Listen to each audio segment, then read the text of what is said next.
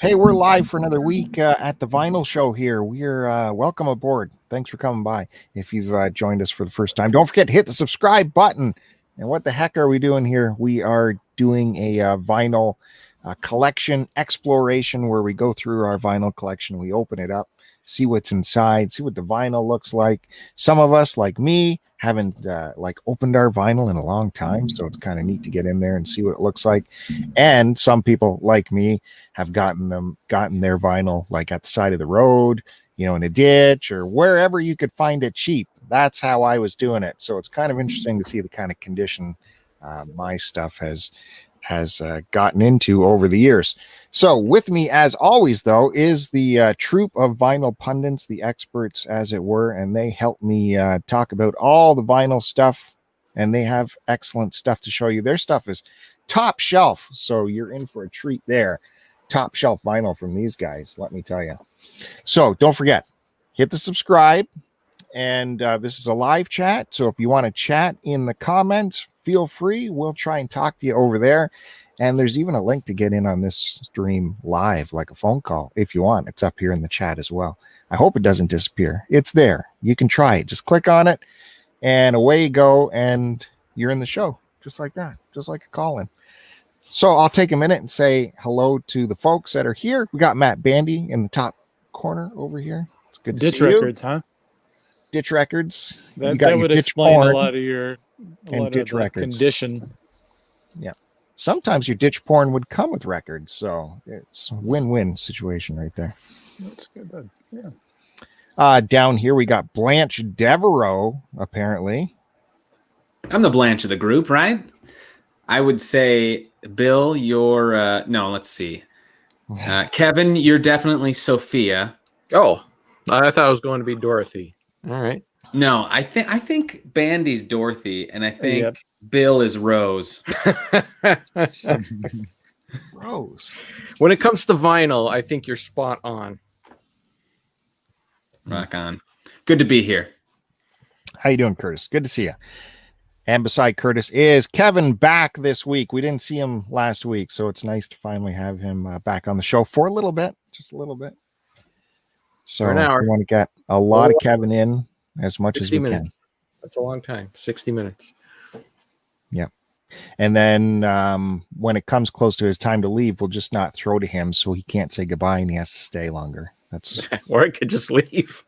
No, can't leave. That would be rude. There's a red thing on the bottom there that says leave studio. I'm pretty sure I'm free to click that. Can't I override that? Jeez. StreamYard's got to get on that. No, I should have full control all the time. And you never know who's going to come on soon. Chris Roberts, he's a wild man. You never know what's going to happen when he's going to pop in. So look forward to that. Anyways, shall we get started? Does anyone have any big news they want to start with, or before we get into? No. Get well soon, Melissa. Yes. Right behind you. Yeah, absolutely. No bueno. And if Melissa is bored just hanging out in her isolation chamber, she can jump on this, no problem too. Just hit the link. Sure. Yeah, why not? Do you know, is there like a cap at how many people can be on this? 10, I think. 10? That's the pay version, though, I think. I'm not sure about the free version. Yeah, it's might be. I'm remembering 6, but I have a terrible memory.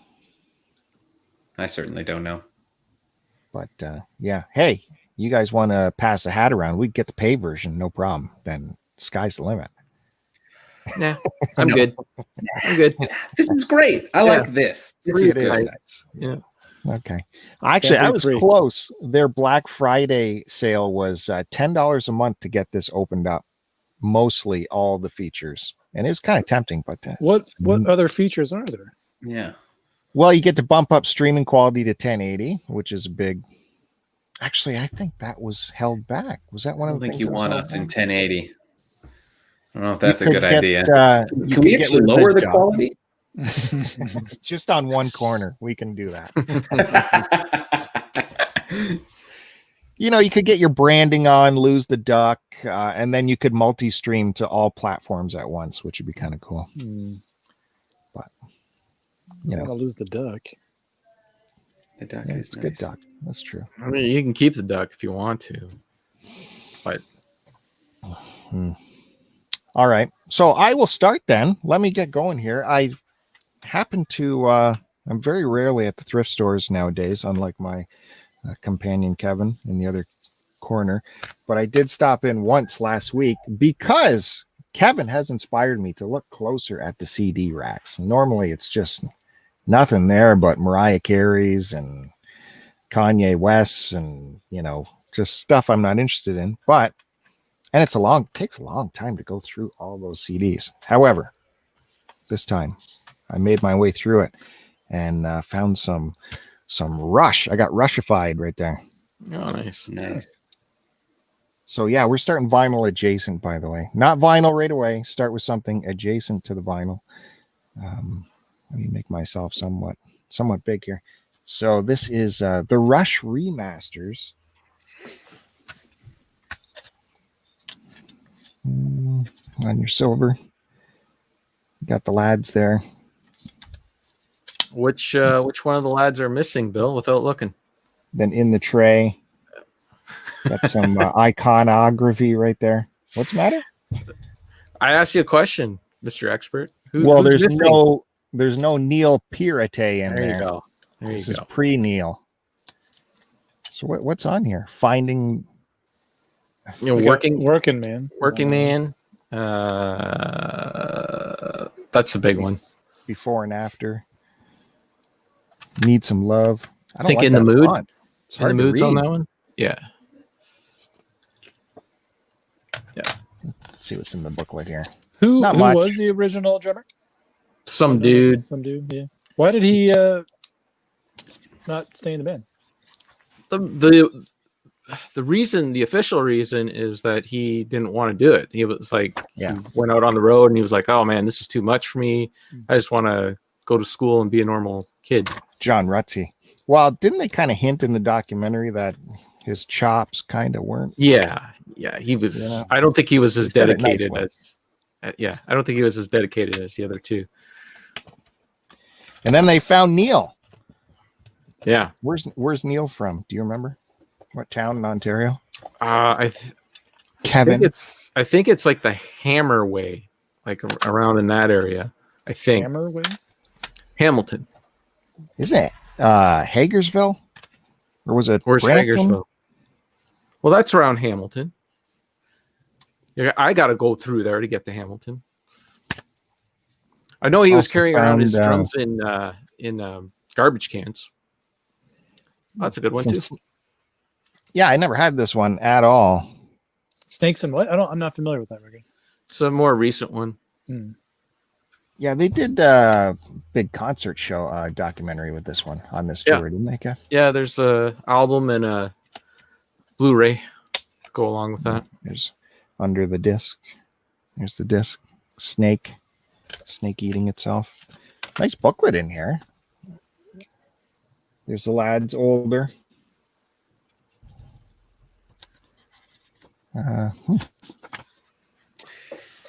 What's stuff in there? You know what they never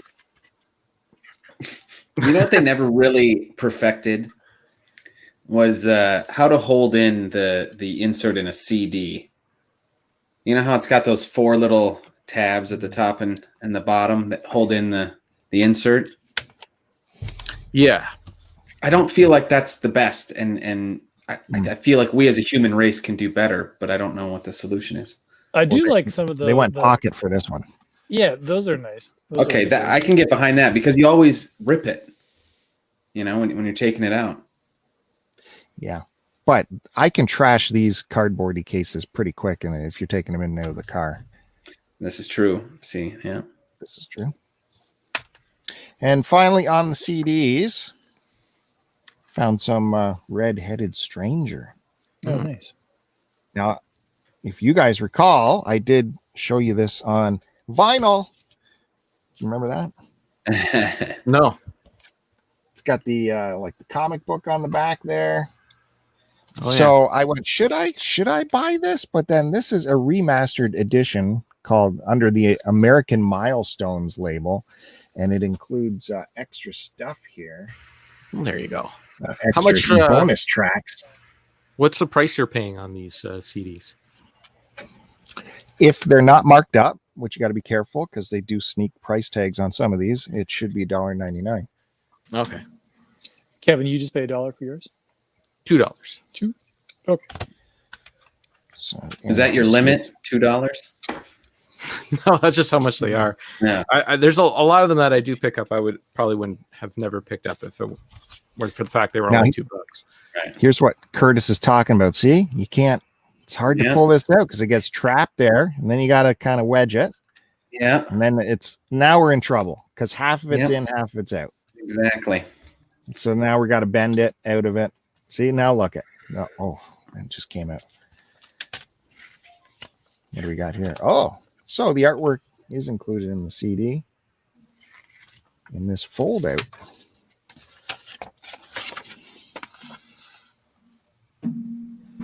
Well, that's a pretty good release. Very nice. If I recall, Waylon should be on this CD too. Playing guitar or singing? I think they duet. Nice. Waylon is my favorite country music artist. I could be confusing this with another one of theirs. Did I ever tell you guys that I went to high school with a kid named Waylon Jennings? His name was Waylon Jennings. His name was Waylon Jennings. Yeah.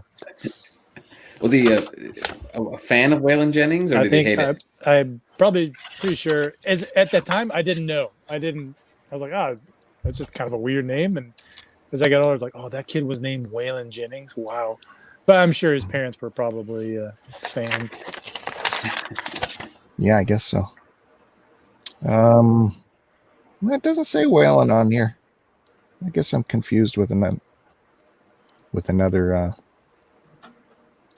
release of theirs. And that's it for my vinyl adjacent. Although I do want to take a minute and tell you guys it is the final week to get in on the huge, massive music giveaway.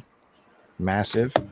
This is the final week. You just got to find the video where I go through the details of the contest and leave a comment, and then one comment will be drawn and you will be sent all this music. You could even, instead of making the listeners go find the video, you could even maybe post the link in the comments. Hey, they could go to. Now you're thinking. Maybe I'll even put a card up here somewhere above Bandy's head to say where it is. It might be too fancy.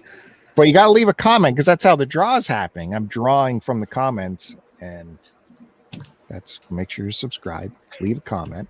And the odds are very, very good. These people doing draws for PS5s where it's between like 200,000 entries ain't going to be that bad for this video.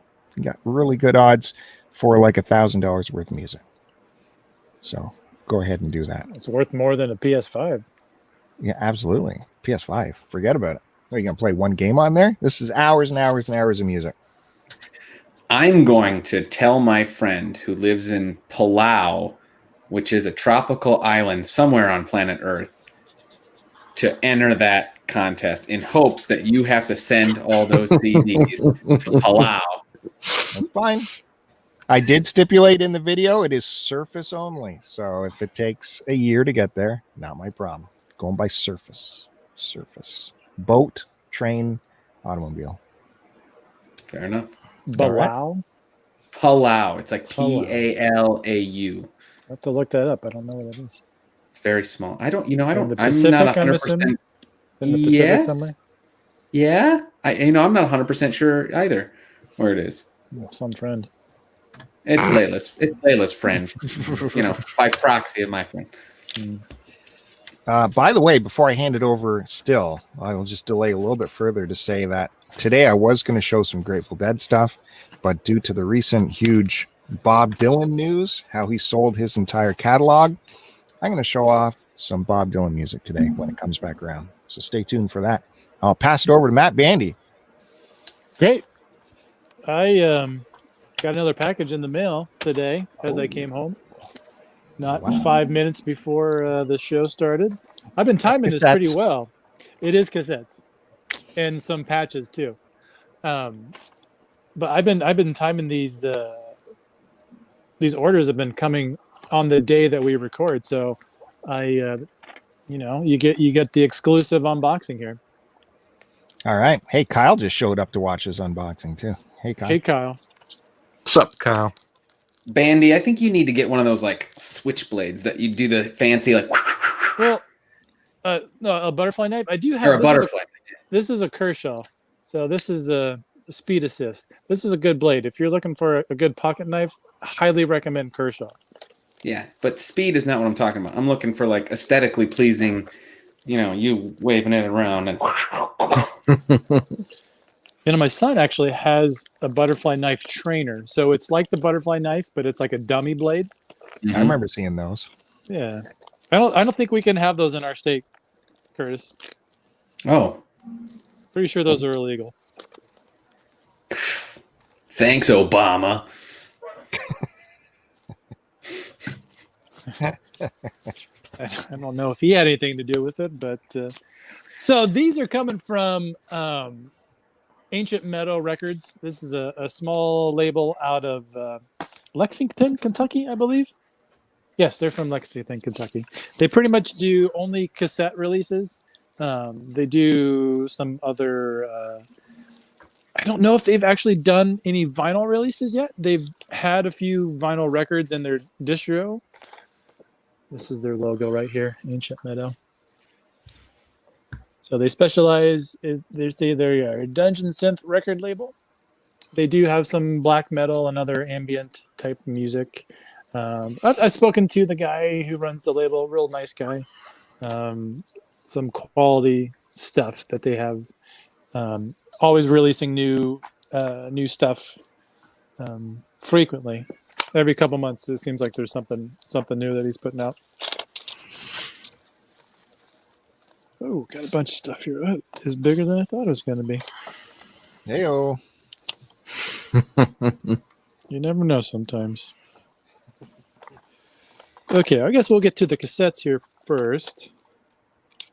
So this first one is by an artist named Vale, or not, is it Vale? Yeah, Vale Minstrel. Get that guy has some cool fantasy artwork on there. So I've only listened to maybe a track off of this. I haven't been able to listen to the whole thing yet.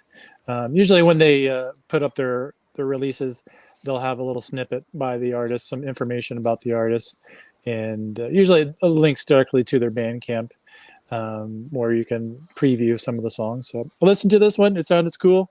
It's very fantasy oriented. Sounds real cozy. So I'm looking forward to giving this one a listen. Bandy, I got a question for you. On a blue cassette, yes. These cassettes that you get, do they offer them in another format like vinyl or something, and you just choose cassette, or is it only cassette? No, it's only cassette because it's cheap for them to release this, and usually Gotcha. it's just a single artist that's doing this, usually just completely by themselves. There have been a lot more vinyl releases for Dungeon Synth and ambient or neo folk type releases that these labels do. Because there's been a larger interest in the genre lately, and so you're just now kind of starting to see those coming out, which is my preferred format. But it's either the cassette is pretty much the main format for this style of music, and usually I just listen to it digitally. You'll get a download code typically when you get the cassette. So I like buying a physical format just to support the artist, and they're cheap. It's like you're paying less than $10 for a release. And I got some more artwork here. You think it costs more to manufacture cassettes than it is even pressing vinyl? No, yeah, vinyl pressing vinyl is expensive. It's like to get the master, the original master. That is where there's a lot of money up front, and usually record labels, especially indie record labels, if an artist does well, they will make their money back on subsequent pressings of the record. So they usually don't make any money on on the first pressing, especially a small independent artist. Usually they'll break even to pay for the release or pay for their next release. I've had some friends who have done punk rock labels over the years, and that's I'm learning from them. Mm-hmm. So yeah, this, from what I've heard, it sounds really cool. So check this out. This one here is another one of their new releases by, let me see the band's name here. Oh man, Gil Durham is how I'm gonna assume that it's pronounced. And the name of this release is Medieval Campfire Tales. So this one is a little bit different sounding than your typical dungeon synth release.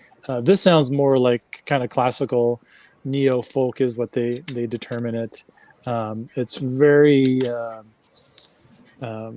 very fantasy driven, and it's just kind of comforting, cozy stuff to listen to.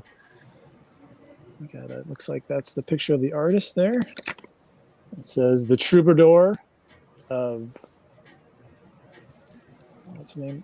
Gil Durham. The troubadour of Gil Durham. Do you guys know what a troubadour is? Are you familiar with that term? No. That's been used a lot in folk, right? So folk Yeah. troubadours, companionship, traveling, something like Yeah, that. it's an old term for a traveling musician, essentially. Yeah, like a minstrel, traveling minstrel. Yeah, if I had to nail down a definition, I'd probably say a French medieval lyric poet composing and singing provincial in the 11th to 13th centuries, especially in the theme of courtly love. But I mean, that's just off the top of my head. What? I was thinking. I was thinking. Yeah. You got a picture of some guy sitting around a campfire, which is it's be a good place to listen to this. So this one, check this one out. This one's really cool. I listened to this a little bit more than the other release, but so I'm excited about this one. And the last one, this is, gee whiz. I hate this old English writing. Like, I can't read that.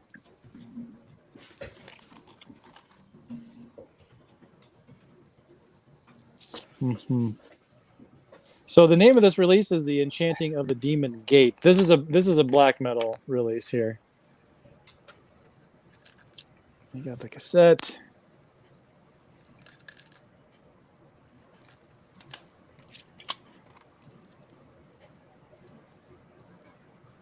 There.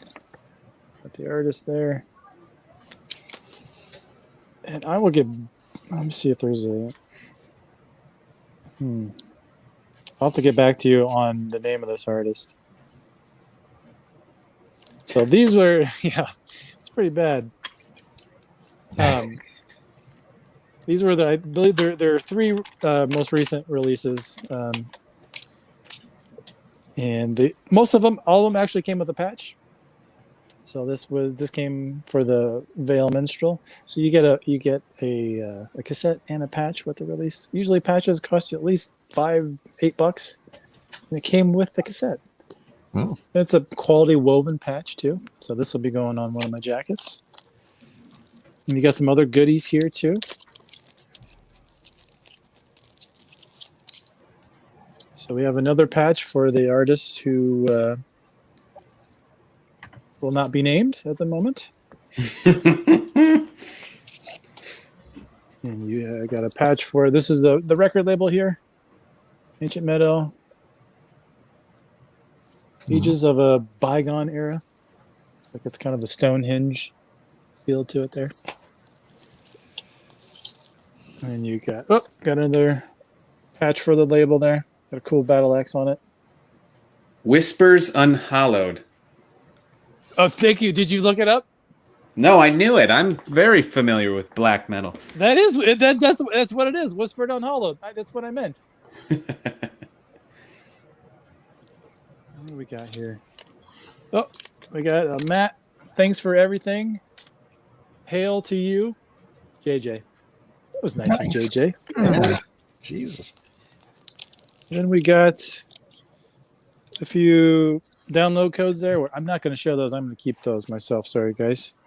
Got some Magic the Gathering cards here. I don't play Magic, but he always throws these in. And we got a sticker. So there you go. Good That's back. my own. Yeah. There you go. There's a question for Matt in the chat.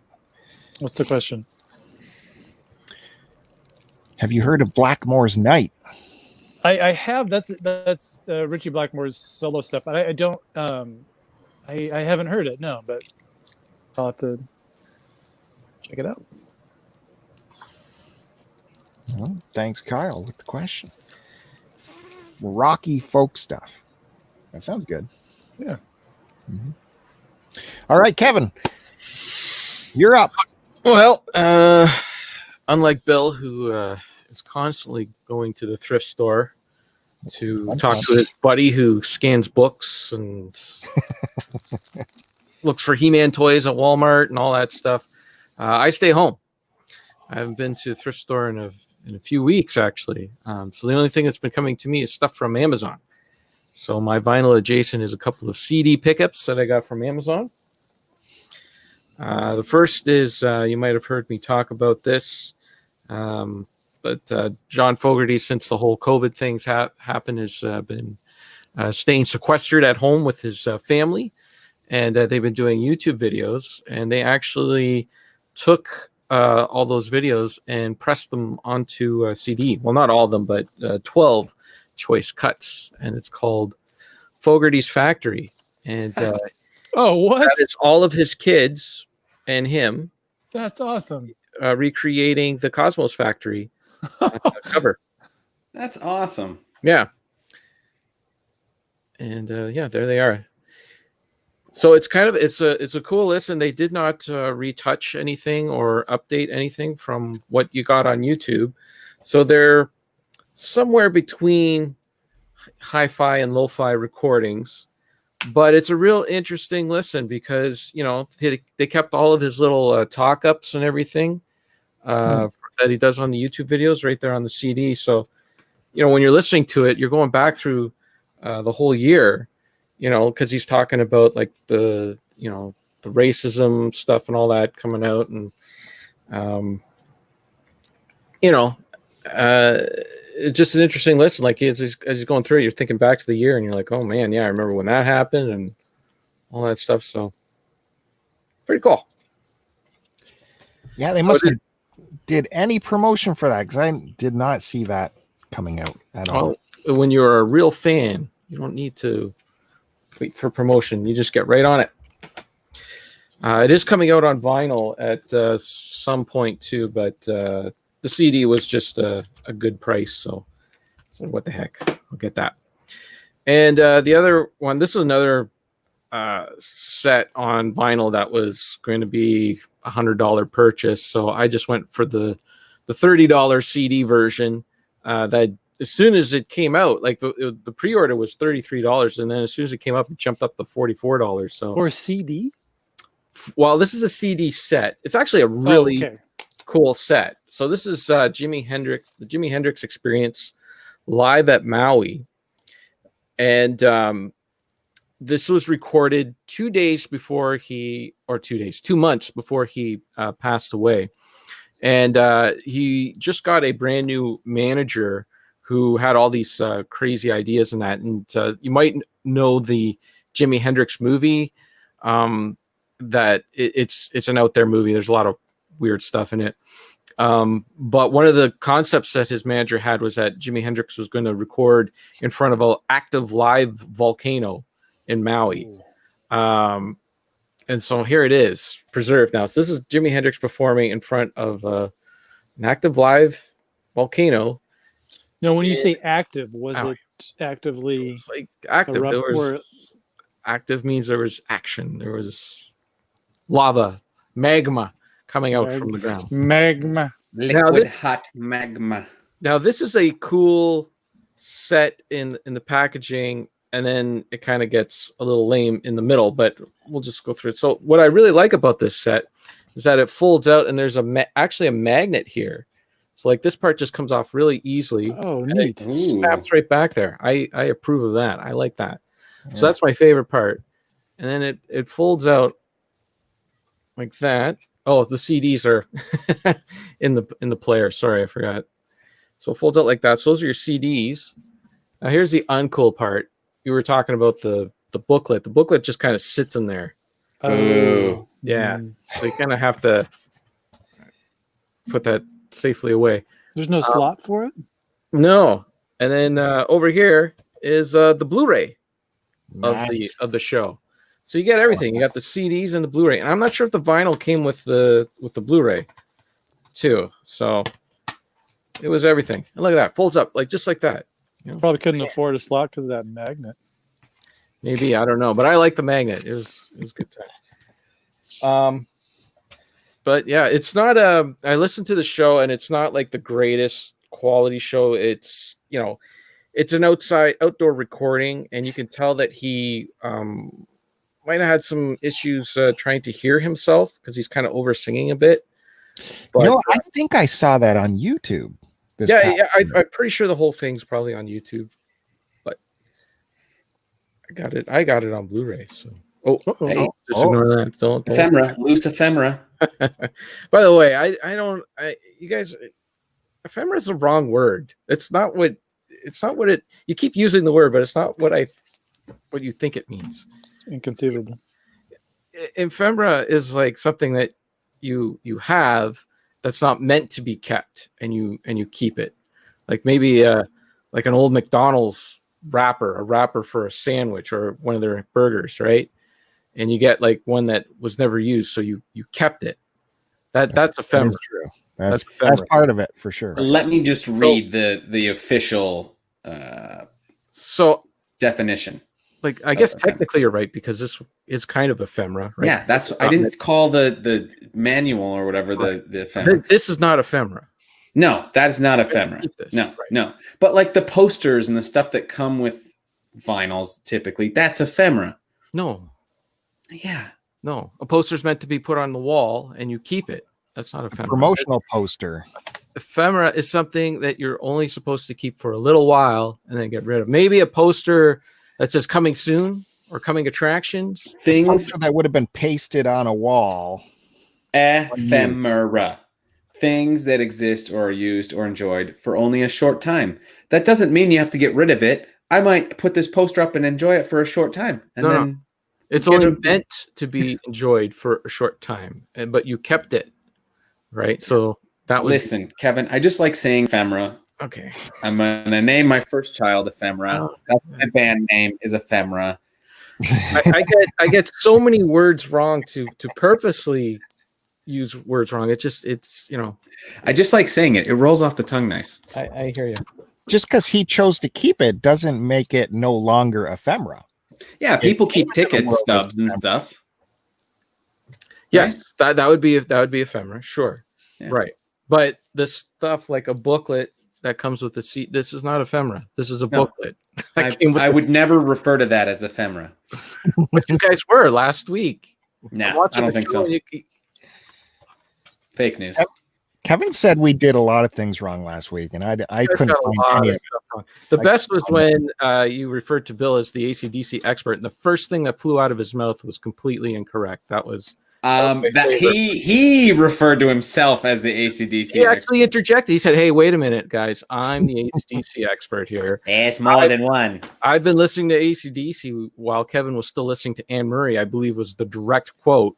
I don't know where that came from." And then he proceeded to say the most wrong thing I've ever heard anyone say. What? Already. What could I have said that's wrong? I love their album Permanent Vacation. Well, no, Curtiss said he really digs the song Riff Raff, and you didn't understand how is that not a bigger song? And Bill's like, oh, that's a staple. That's a mainstay in their live show. Oh. And it is absolutely 100% not. It is in the Bond years. It was not in the Bond years. The Bond years that I saw. No, they played it when the Power Age or however the hell you want to say it. When that album came out, it got played during that tour, but then it got dropped. Highway to Hell came out, they dropped that song, and then they didn't play it. It actually was one of the songs that they played in the 90s for a VH1 show because the fans demanded to hear that song. They were like, we really want to hear you play Riff Raff again. So they had to bring it back for that one show. And then I don't think they played it again until Rock. And what? It's in the movie Let There Be Rock. No, it's not. Yeah, I'm sure it is. No, it's on If You Want Blood, You Got It. It's the very first song on If You Want Blood, You Got It. Thank you. Yes. Apology accepted. No, it's not an apology at all. Moving on. What do we got here? You got it wrong. Hey, Nothing like a AC/DC cat fight. Kyle's got it right. War Machine is a great song. Yeah. It's good. Chris Roberts, good to see you, sir. I like your ceramic tree. I have one of those somewhere, or Thank I did. you. Well, it's Christmas. Why not? Well, because I am a fan of Chris Roberts and Duke's podcast, I know that is a callback to their latest Christmas episode. Unlike Bill, who did not pick up on that at all. Haven't had a chance yet. Right. That's what I would say. It came out. It just came out. Well, what are you waiting for, Bill? come on, day zero. Right away. Help our our algorithm, Bill. They have a month between episodes, so you let it sit, you let it brew. Terrible fan. Then you miss out on little call outs like that. Hey, I belong to their Discord, so I am the real fan. Well, so does Kevin. I think he's the first member. The first one on Discord. Never seen him on there. First one on. He called his shot, and then he's laying in the weeds. That's right. Watching. Yeah. He's waiting for you to say something stupid about AC/DC, and he's going to pounce. Man. All right. Sorry to interrupt the flow of things. I had to introduce Chris Roberts in there. He's our main star, so I got to introduce him. I was sitting back laughing. I loved it. I could see you two argue for hours. I would watch that. I'd pay for it. Not much, but I would. Something. Patreon. Hit the subscribe then. Right. Find stuff to argue about. Yeah, it's awesome. Not to interrupt the flow, I really want to get Curtis going here so we keep our circle of entertainment going. You got to keep the circle jerk going. Yep. Did Kevin, you finished? I'm done. Okay. My vinyl adjacent is what I've been listening to.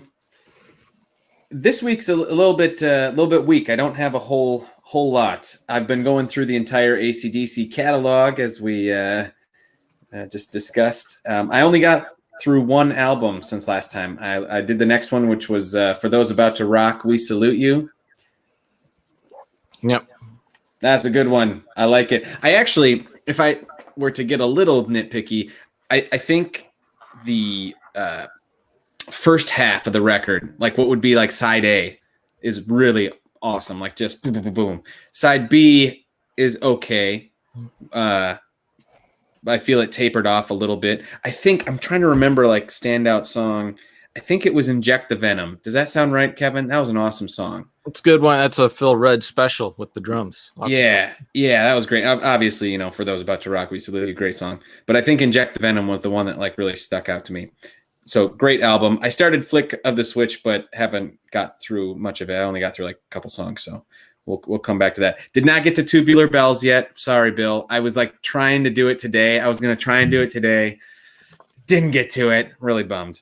And then the last thing was Chris kind of put out a challenge last week, or rather I made a challenge out of what Chris was talking about, of finding another good song on the Survivor album, Eye of the Tiger.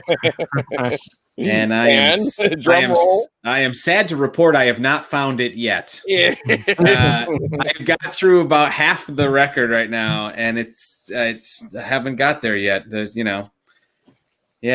it's an okay album. I'm not gonna knock it too much. It's okay, but I haven't found that song that's like, this is the one. If you got to go check it out. But you understand why we just played the song, rewound it, and then played it again. And it's the first song on yeah, side A, it so made it it's really easy to rewind. it's Yeah. real easy. But I'll get back to you. I have not given up. I am still Okay. gonna, and if I have to dig into some of their other No. The Okay. challenge was this album. All right. If you want to torture yourself with more Survivor, Listen, knock yourself out. I'm the biggest Survivor fan now. All I want to get all their albums. I love Survivor. But so that's to be continued. And that's all I listened to this week. It was a very YouTube and podcast heavy week for me. Although, Kevin, where was Fandango? Oh, Richard didn't want to do it. So what a wiener! He said that he didn't want to compete with the Cartridge Club live charity stream, which was a huge success, by the way. Last weekend, raised a lot of money, and we hit our goal, I believe, of $3,000. We actually surpassed it once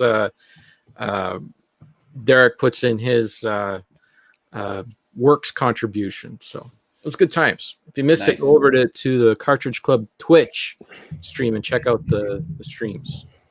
It's good times. And you can still get another year that's Q Dogs. Yes, that's right. In the Q Dog house. Yep. They did that's all I got. Stream. So did Kevin. Kevin took some money from me too. I did? Oh.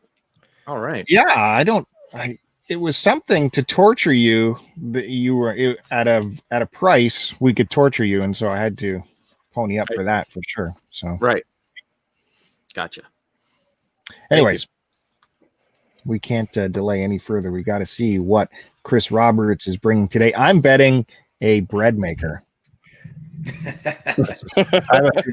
It's possible. I mean, I would definitely unbox a bread maker on your show because it is the bread maker expert podcast.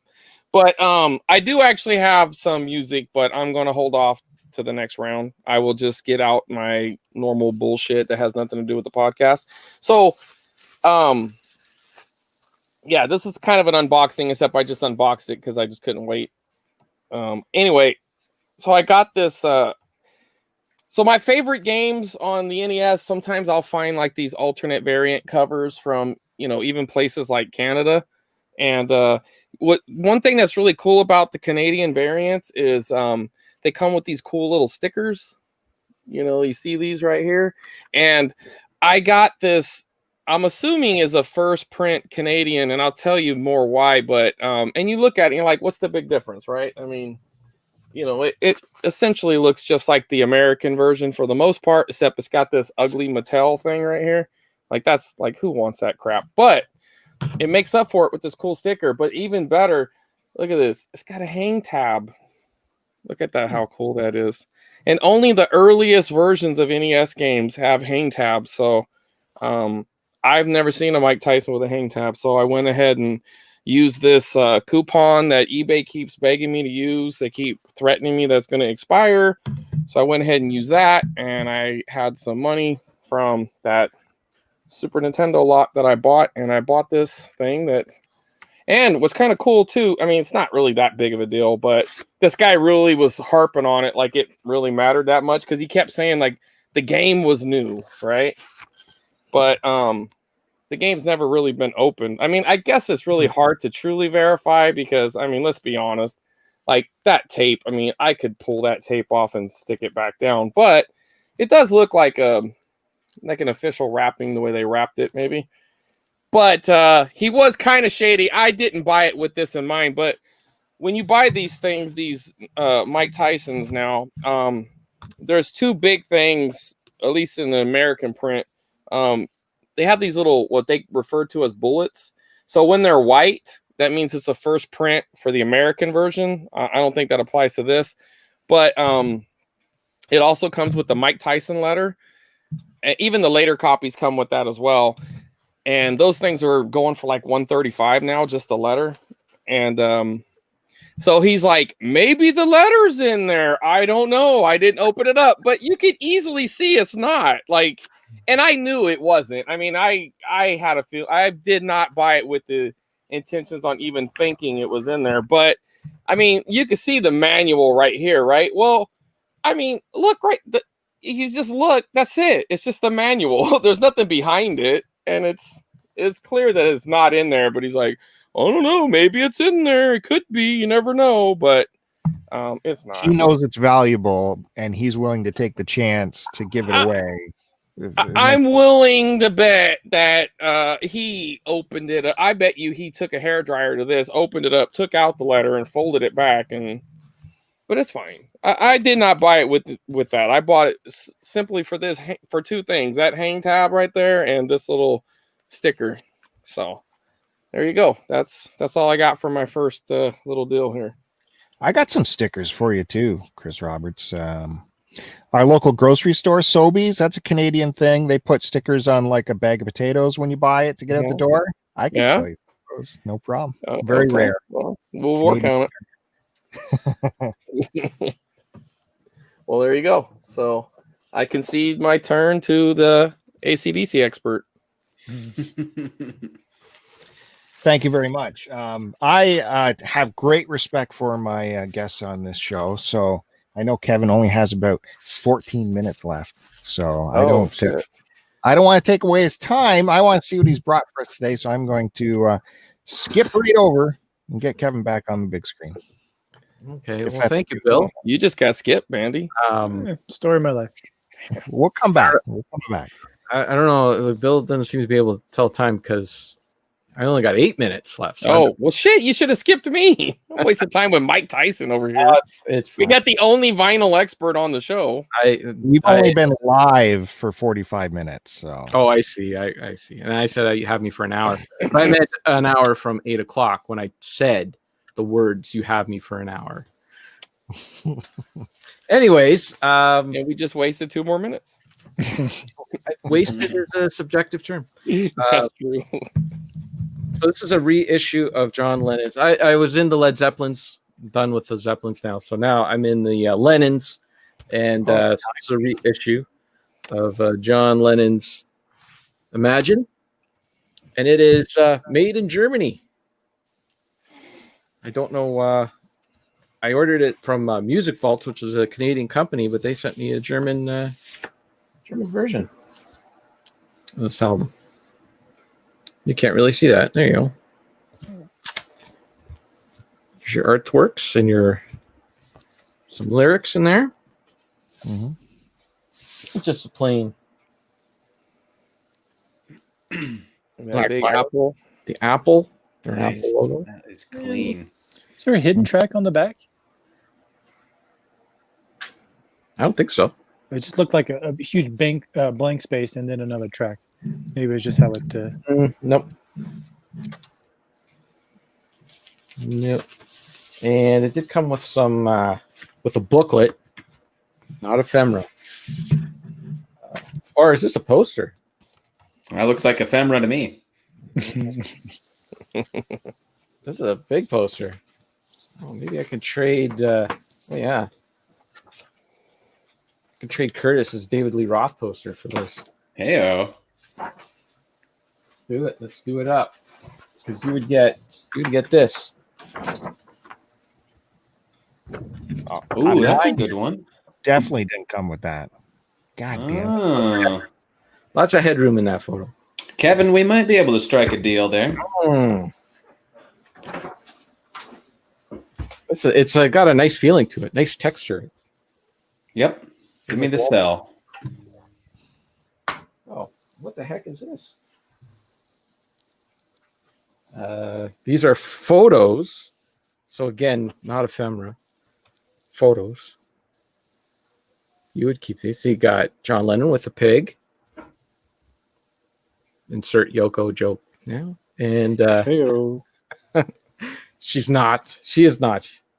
She is a lot of things, but not one of those.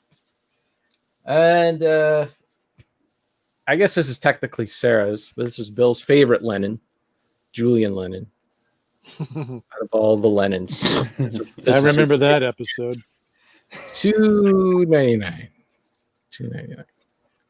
That's got his hit on there, doesn't it? I believe it does. That's a good price. Where'd you find that? This was at in the Oshawa. Nope, this was at Queen Street. Cops Records. They have one. Nice. They have one on Queen Street in Toronto and one in Oshawa. I guess she picked this up on Queen Street. That would have been last year. Guess. Hardly played. We played it. I remember listening to it.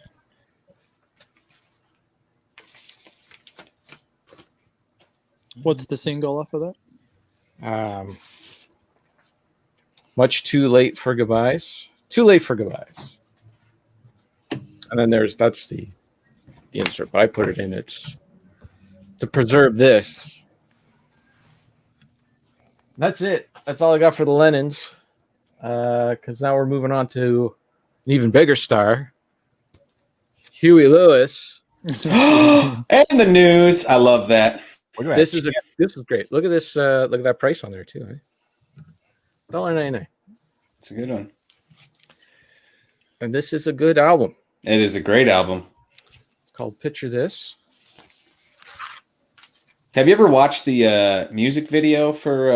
I think it's Picture This, isn't it? I don't know. Look. I did. I don't know.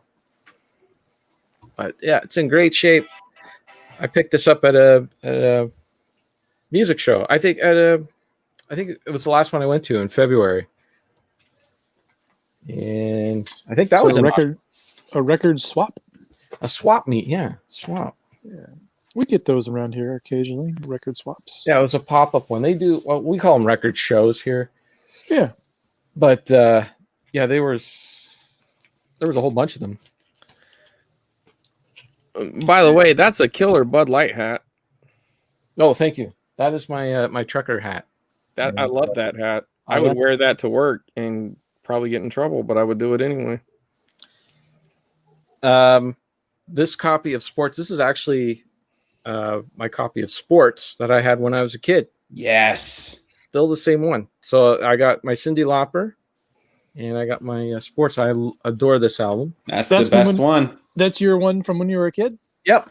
Nice. I had to beg my mom to buy it. Thankfully, she liked the songs on the radio. Oh. Just quickly, it was the music video for Do You Believe in Love from Picture This. Okay. It's a phenomenal music video. Check it out.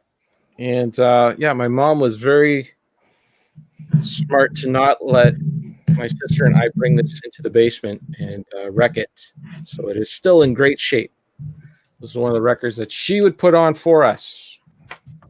Whereas my Sesame Street records did not have the same fate. We got I had that as a cassette when I was a kid, and my mother got it for me. She used to work at a bookstore, and someone had just left it at the bookstore, and she brought it home. And then, yeah, we got a cassette for you. And it was, there you go. It was in the news. Yeah, someone just done with this. Take it, bookstore. That's good. That's a good way to get it. Mm-hmm. So I picked this one up. This is Huey Lewis News 4, $5.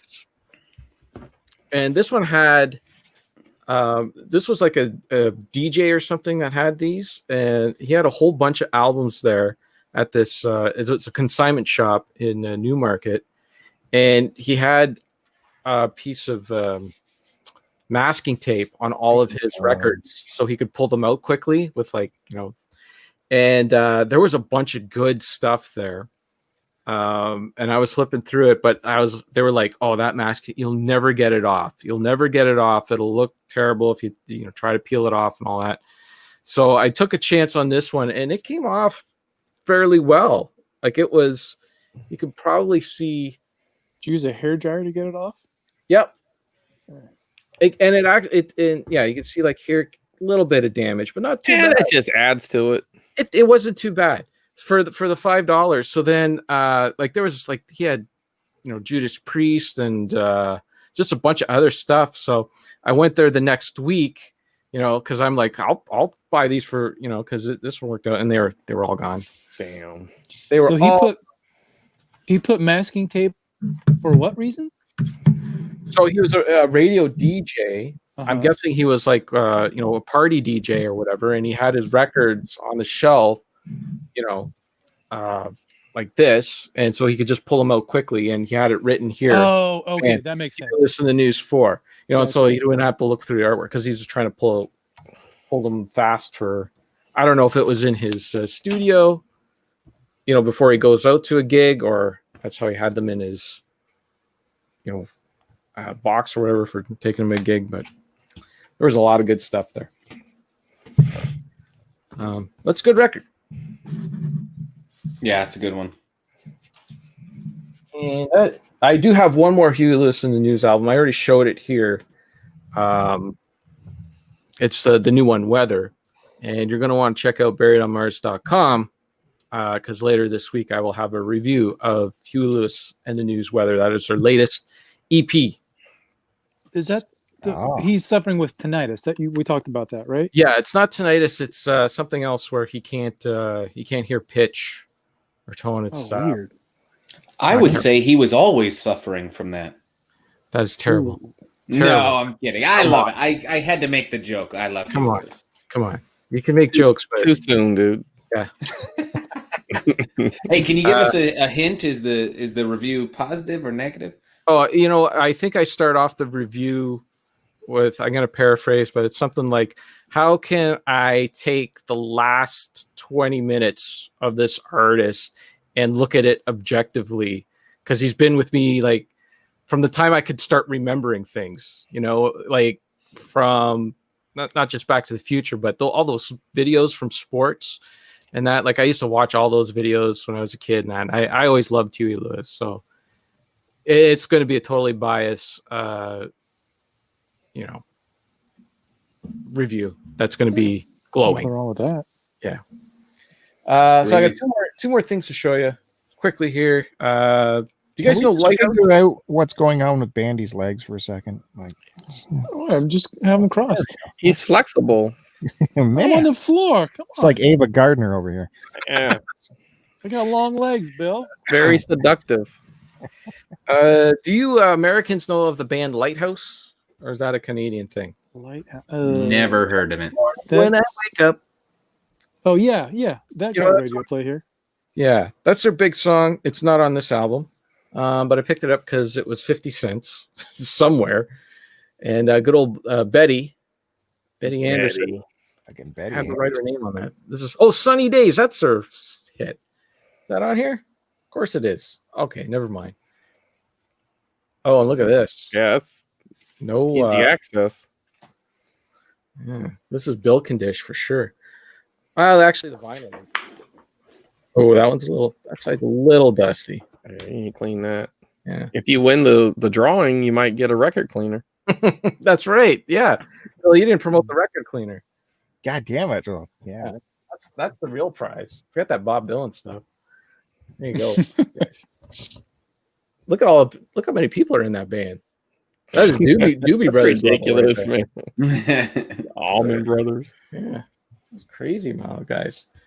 But I should give this a listen. I obviously have not listened to it in a very long time. And no lighthouse. What's that? No lighthouse in the shot? There's no lighthouse in the shot. Bold move. That is.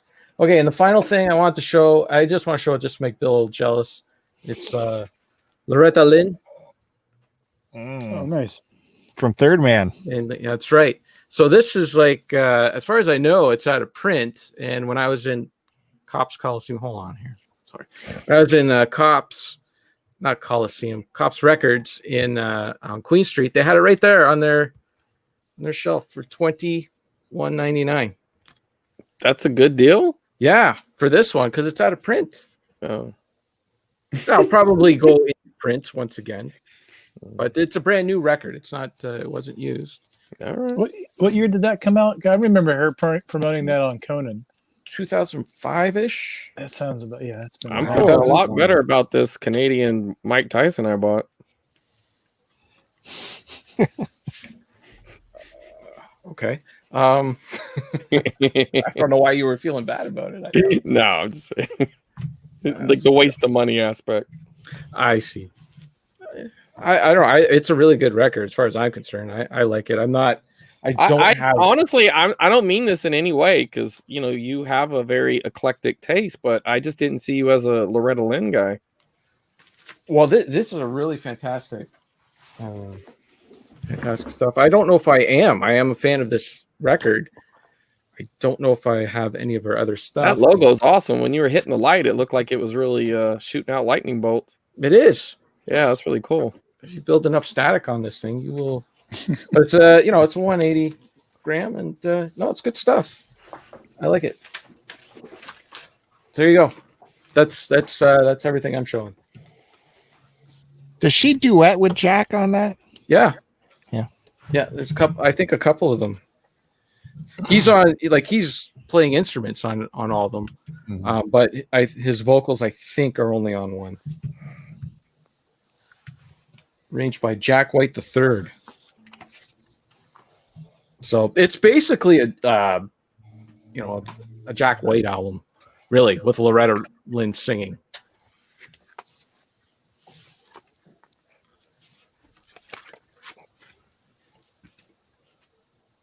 The end. Is that it? That's it. That's it. I'm done. Yeah, I gotta leave. Actually, I gotta go. I gotta shower and I gotta make my lunch. If I could take the camera with me, if you want to watch all that. Yeah, you want to see that? Yes. Yeah, absolutely. No, I don't think you want to see it. I don't think so. That'll get subs.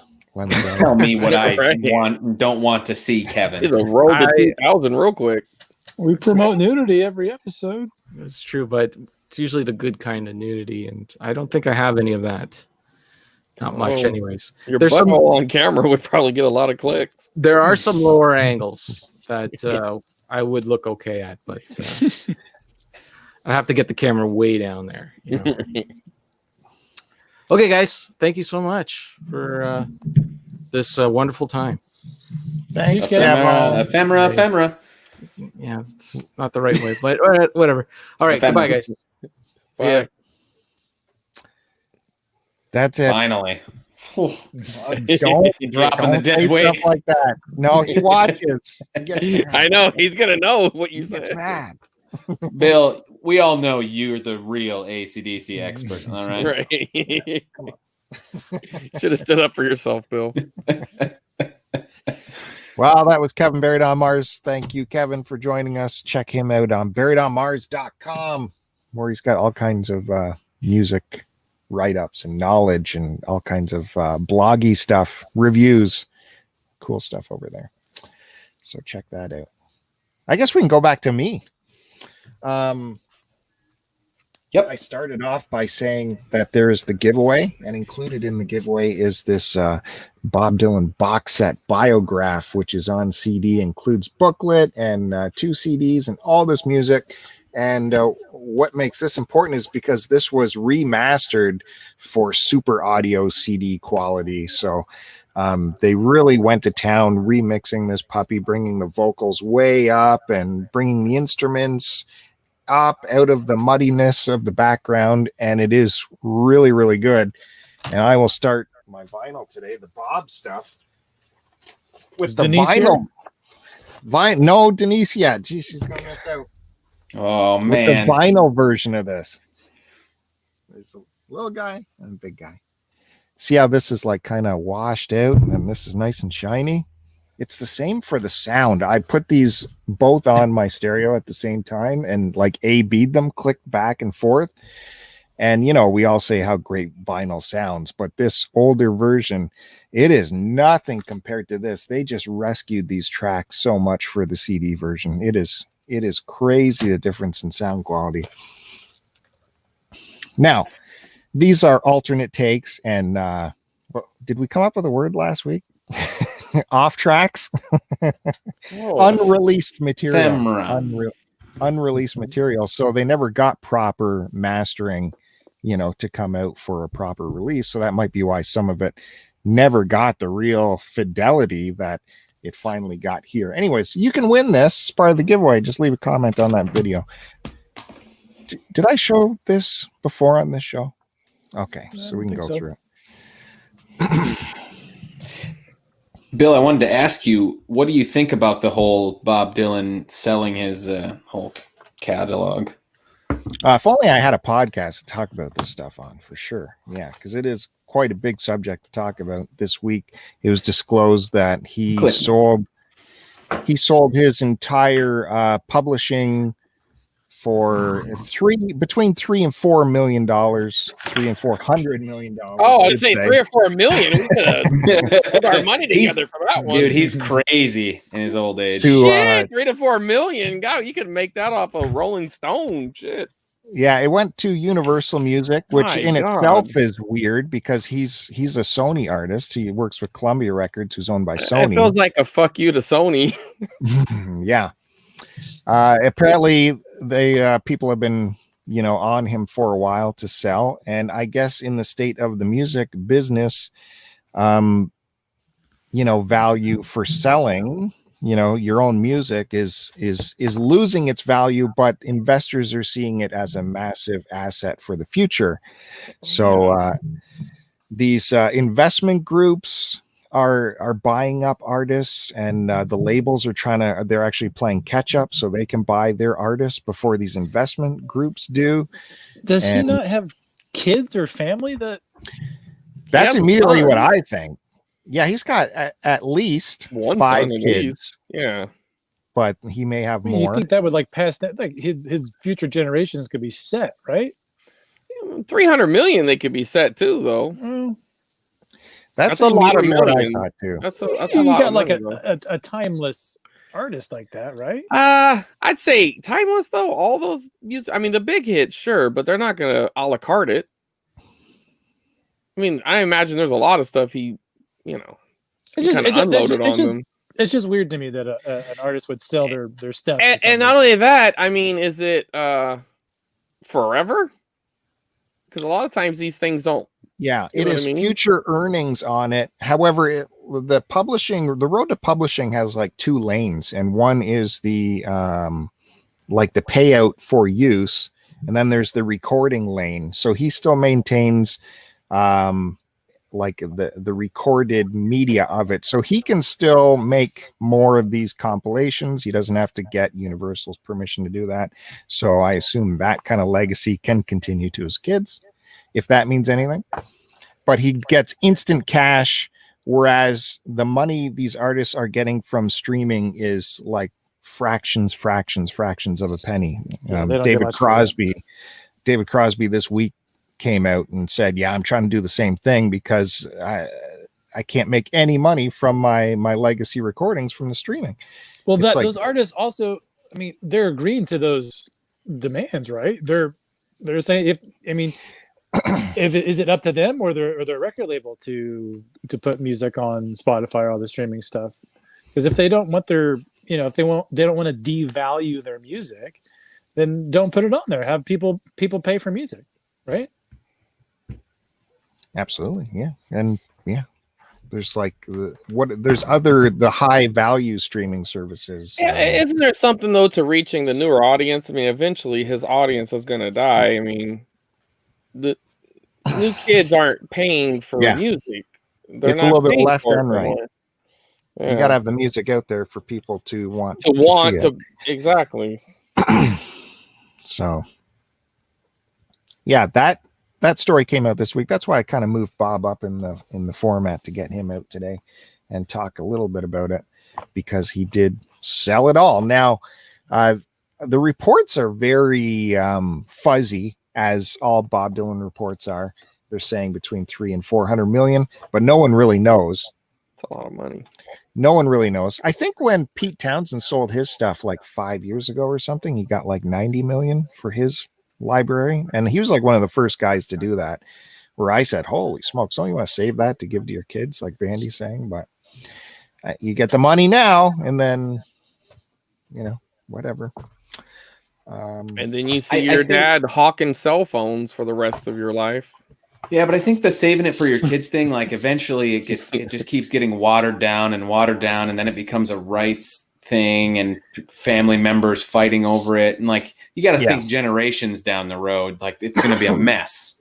I read one reporter said it's almost a headache to give that to the kids. Like, Yeah. just work it out for them. Then they Right. have the cash. They don't have Exactly. this business to look Yeah, at. let them buy it back. Yeah. Do something with the money and buy a piece of it back if you really want something. Yeah. We also learned through this deal that Bob actually owned the publishing rights to the band's first album. I don't think people were aware of that. So the weight was 50% Bob's for revenue. Anyways, It's a good song. yeah, absolutely. Bob Dylan Biograph, the very first box set. This started a generation of box sets, basically. Again, Bob on the cutting edge in 1985, releasing a box set in vinyl. You know that to be true. That's the first box set. Are you just saying that? I feel like I don't feel like that's true. What's I got Elvis fucking box sets from the 70s. Yes, and shit. we What are you do talking recall about? those big, thick 78s that are boxes full of 78 records. This is the first compilation of unreleased material in a box set. Well, you format have to say it that way. with ephemera, Okay. Ephemera. or it's a booklet. And You know, I had the definition of ephemera locked and loaded for Kevin, but he skedoodled. So next week. here's the price I paid for this originally, $15, and they actually say on there it is in bad shape. Wow. Because Did you say that's speaking my language? yeah, good enough. $15 for this was great. Side 5 and 6 are in bad shape, so let's remember to take a look at that. Side 5 and 6. They use that as an upsell for you. I can't store this box. I store separately because all the corners are busted and stuff. So I just store that separately, and then these are in with the vinyl. So it comes with a booklet. Matt Maybe Bandy's he'll come gone. back. He might come back nude. You don't know. And then we have the discs here. He had to get his legs worked on. So there's the book. They actually got Cameron Crowe to write this puppy up. And Chris Roberts, it's the very first time a booklet was included with the music release. Is that right? Yeah, the very first time. Okay. Big essay. That I'm not going to challenge you on. Got pictures. You say it so confidently. Oh, you know what? I did a separate video for this release. That's why I'm thinking I showed this before. There's Bob and Ginsberg. Is that Ferlinghetti? And then his old manager, Albert Grossman there. That first band album, the publishing rights belonged to Bob and this band manager, Alan Ginsberg. They had half the rights, and then they let the band have the other half, which all band members split up. So the band members got half of that album, but only a fifth each. They split it by 5. Nice big picture of Bob there.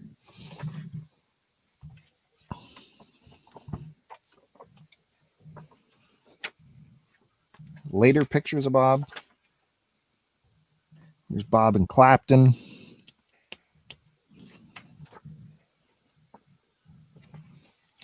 It's Bob partying it up.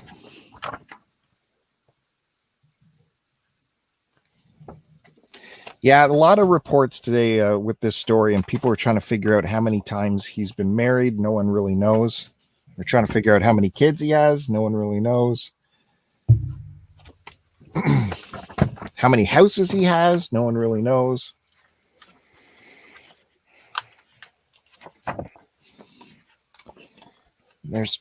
Plus, this was the other question I had about this. It was my understanding. Here's a picture of her. That's his first wife, Sarah. He wrote the song Sad-Eyed Lady of the Lowlands for her. When they got divorced, it was my understanding that she took half of his publishing rights. So I'm wondering, did he get those back at some point? Did they become part of the Universal sale or what? Man, what state did he live in? Half? Shit. Half. And that's his music. He wrote that music, and it goes to an ex-wife. Like, well, she cleaned his kitchen or whatever they did in the 60s.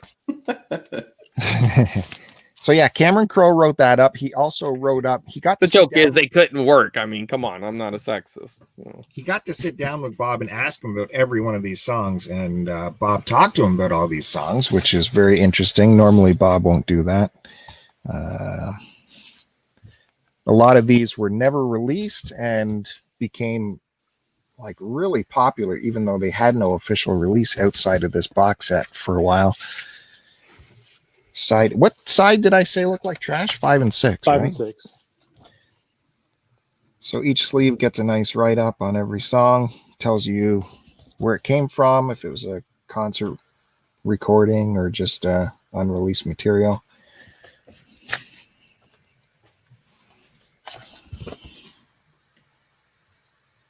And there is official stuff on here too. They padded it with official stuff. Even though he had just reels and reels of unreleased stuff, they felt they had to put official stuff on there in order to, I don't know, make it more commercial. So here's the rough one, right? 5 and 6.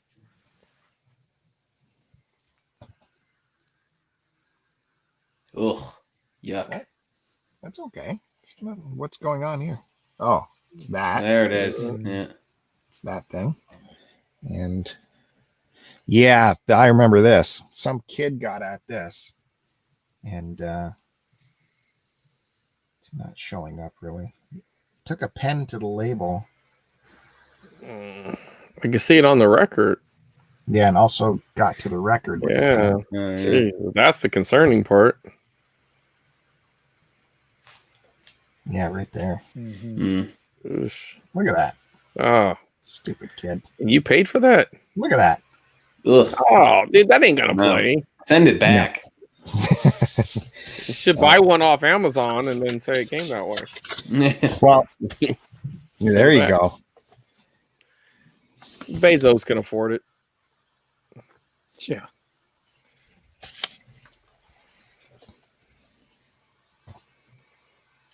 Groom's still waiting at the altar. That's a good rocking tune. Look at the write-up for every grain of sand. Whew.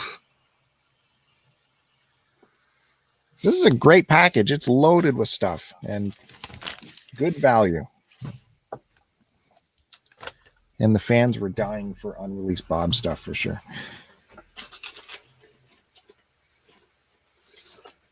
And then I will continue. These I rarely play because in my mind I don't want to wreck them.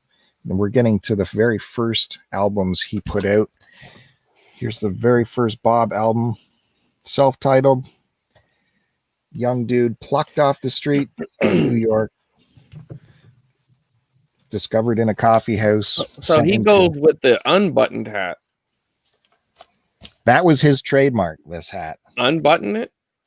Yep. Why not just get a regular hat? Yep. What's the point?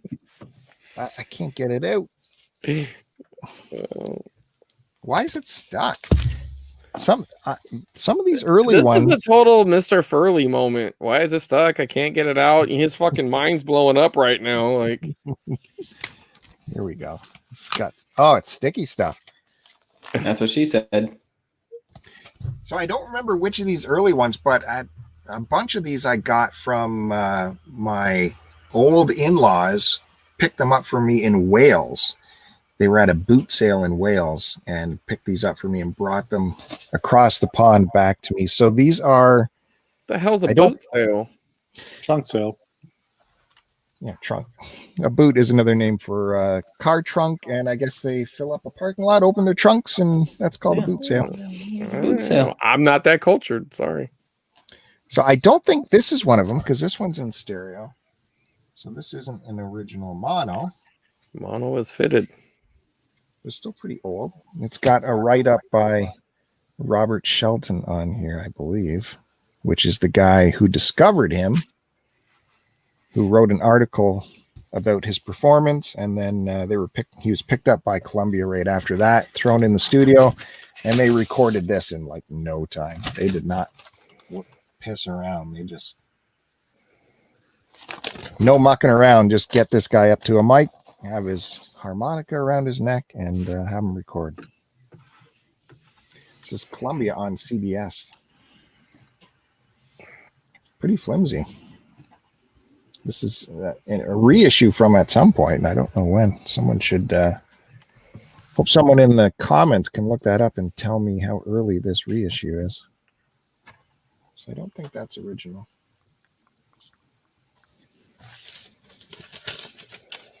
You know, if you use Discogs, Bill, they'd be able to tell you.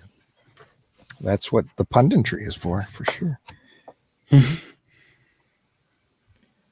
CBS stereo records can be played on mono. Mono reproducers, they call it. Okay, one more. His second album. How is Denise missing this? It's hilarious. I mean, dude, I just don't see how you didn't wait for her. Like, that's so harsh, man. She's been begging for Bob Dylan stuff, and you're like, hey, let's show every record I have. This is his second album, freewheeling Bob Dylan. Like, unlike this first one, the studio would not let him put his own music on here. They didn't think it was commercial enough, so they only let him have, I think, 2 of his own tracks on here, and the rest are covers or traditionals.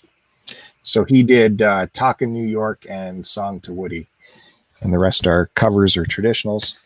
For freewheeling, he got a little bit more of his own music. He did do some traditionals as well, but this album, potentially, if you have an original release, is one of those albums that is like worth 5 figures in value. Just like that Beatles Butcher cover we talked about when we were going through the Beatles stuff. This one was released in 2 or 3 different states where the record label changed their mind about the release. What song should I be looking for if I come across this? For 5 figures? We'll get into it. See on the back. Into it. That's the important part right now. See on the back the list of songs here. You got Blowing in the Wind, then Girl from the North Country, Masters of War. That is what appeared on the version everyone has. Now, originally, it came out with this track listing, which is here on the front. Blowing in the Wind, Solid Road. Right? And on the B side is a song called Talkin' John Birch Society, which is not listed on the back. So like I said, there's 3 states of this where you actually get the album with this, the proper track listing, and those songs are actually on the disc. That is the rarest. And then you have other ones like this that have incorrect information here and has the like official disc on the inside. Now, how's the record label? Like, is it on the record label as well? Let's take a look. Well, let's take a look. Get it out of there. I rarely muck around with this because this is valuable in this state, even though it is kind of doesn't have the right. It's half right, but this one is still a pretty valuable record. How much? When you say valuable, what are we talking? A few hundred? Like retirement stuff. No, I'm not going to give a number because you like pricks always look it up and that make sealed me Rolling Stones record, huh? Sealed Rolling Stones. Exactly.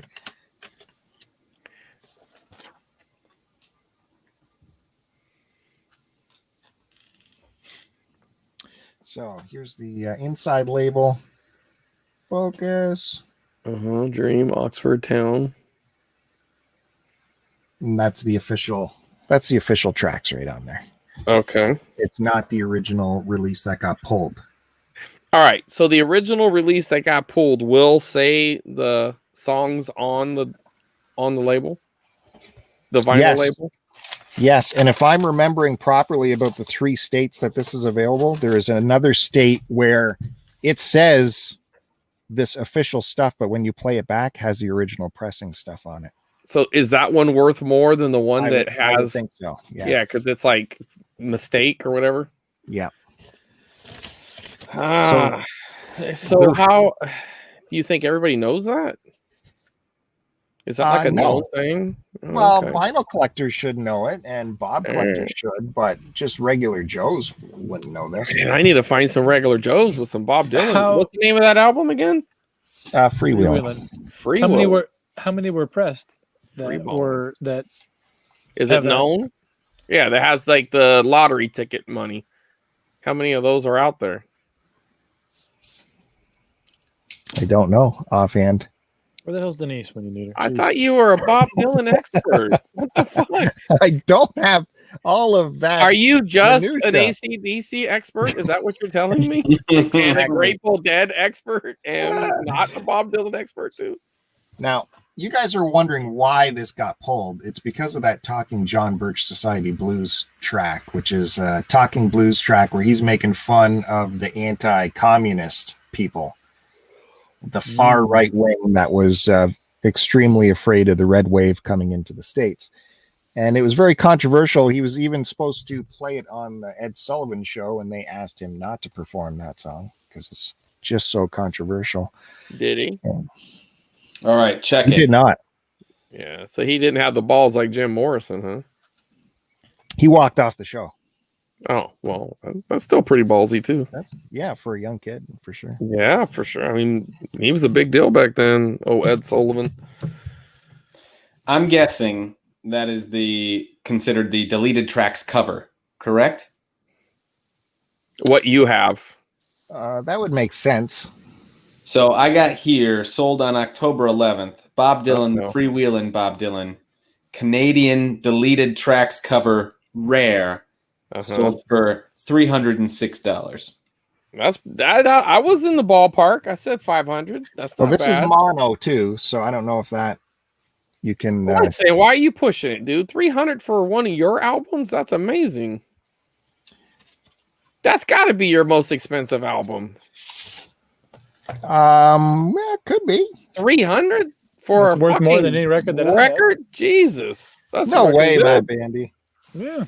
I'm trying to think if this is one of the UK versions too. You could sell that and buy one of my top loaders. $300 straight across. Oh, those top loaders! I'm telling you. I think this is one that came from the UK, except it doesn't. I can't see the. You don't want it to come from the UK, do you? Look at the Matrix. The Matrix will tell you what you need to know for pricing info, especially on Discogs.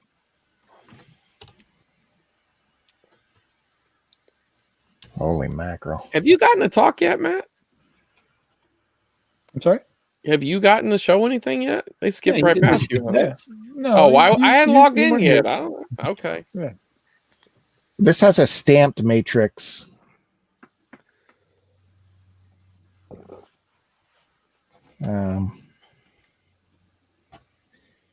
This is a non-bendable album. Anyways, I'll flash that matrix up if people want to look that up who are watching this later. I can't find it. Oh well, it's a stamped matrix anyways. It's not written.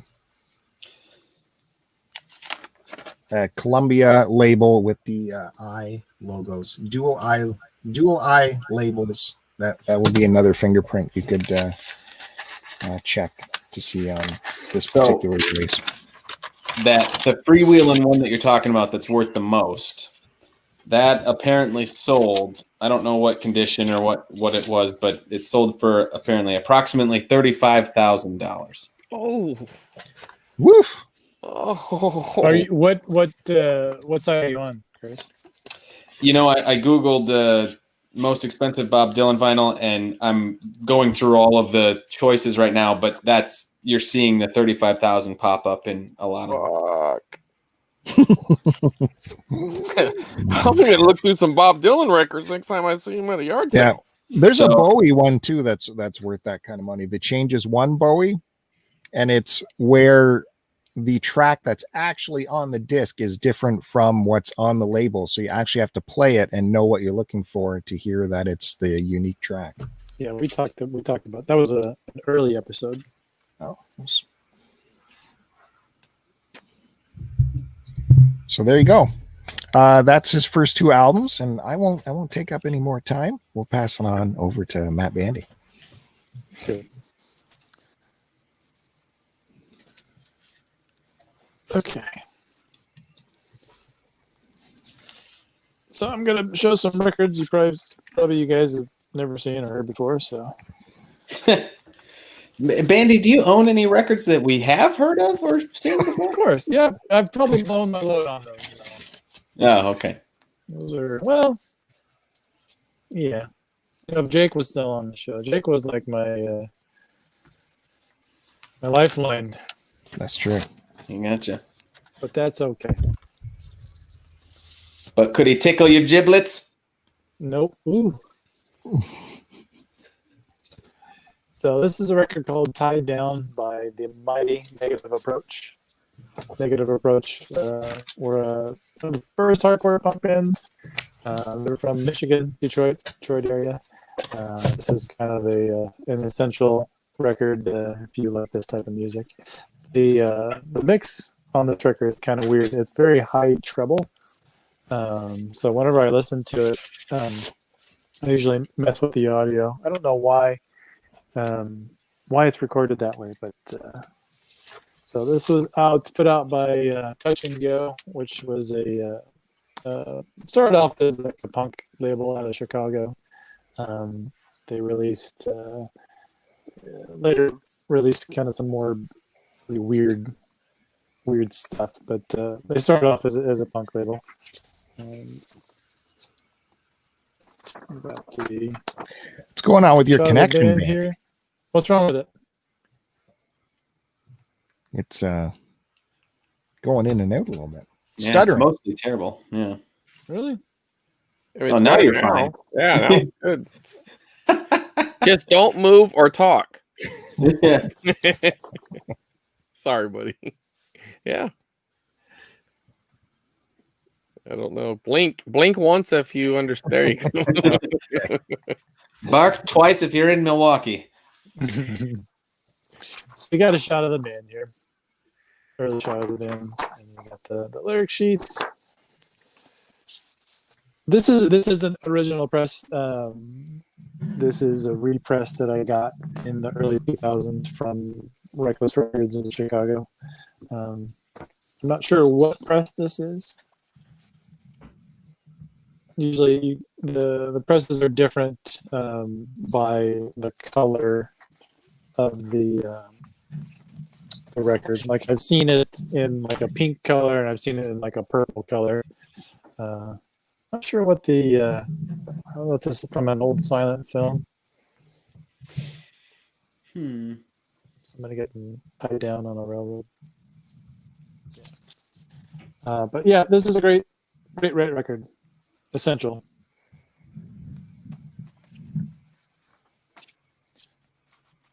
So if you like punk rock, especially early stuff, check it out.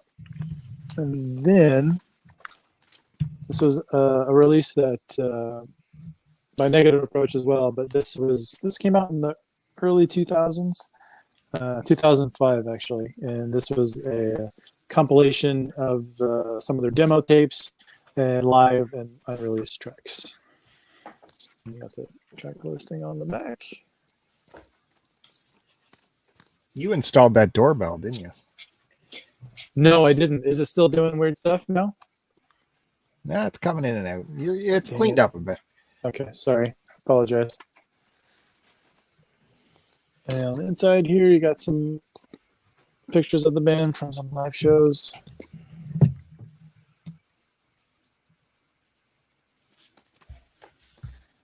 And looks like you got a little write-up on the band, some information on the demo recordings, and some of the shows here. The shows were from Hamtramck, Michigan, and in Detroit, Michigan. The one's from 1982, and the other one's from 1983. And Jake Brandon is the singer. He was pretty known for pulling some pretty good faces. Yeah.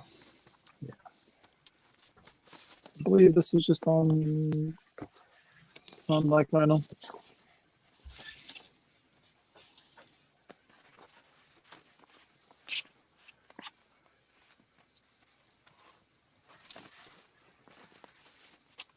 I would say the demo from '81 is great. I actually prefer. There's some tracks off of the demo that were recorded for the LP, for the Tied Down LP. I actually like the recording better on the demo than the LP. I think the demo sounds better, which is kind of funny. Usually demo's a little bit more raw, but yeah, I don't know. I remember talking to anybody about that, the recording about that record. I'd like to see them do like a different mix of it, or if there's ever any other mixes, because it's just a weird, very trebly. There's almost no bass sound in it. It's so weird. Yeah, this is another essential record. Demo. That's the word I was looking for too, instead of off cut. Demo tracks. Yeah, there you go. Stupid. So stupid. And this record here is by a hardcore punk band from San Francisco. They're no longer a band. Had a few friends playing this band. Name of the band is called Allegiance. Name of this record is Overlooked.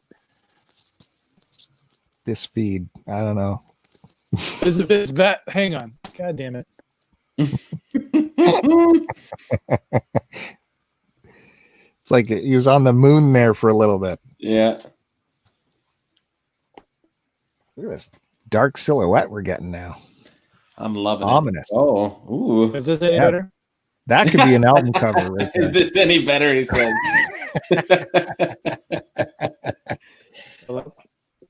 We got your new album cover, Bandy, that's for sure. And he's gone. He's out of there. He did it. I didn't kick him out. He disappeared. He's going to call in. And then there were three.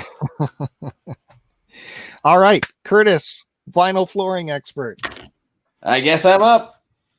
And all right, I like how you are adding your leg component to the show too. I like that. Right there. Ah. I'm not very flexible. Chris, I think you're muted. I am muted. I was doing shit and I was trying not to interrupt that riveting display from Bandy. I was like, oh fuck, man, he's dying bad. He's gonna hate it. You're so polite, Bill. You're like, you're kind of coming in and out. Like, it's a nice way to say it. I was getting the gist of it. It was going, and I mean, it was, but God, we were losing subs, man. Subs rapidly. You're gonna be back to like 940 again if you keep that shit up. There ain't gonna be no giveaway. You're gonna go backwards. We're gonna have to add more shit. Go ahead, Curtiss.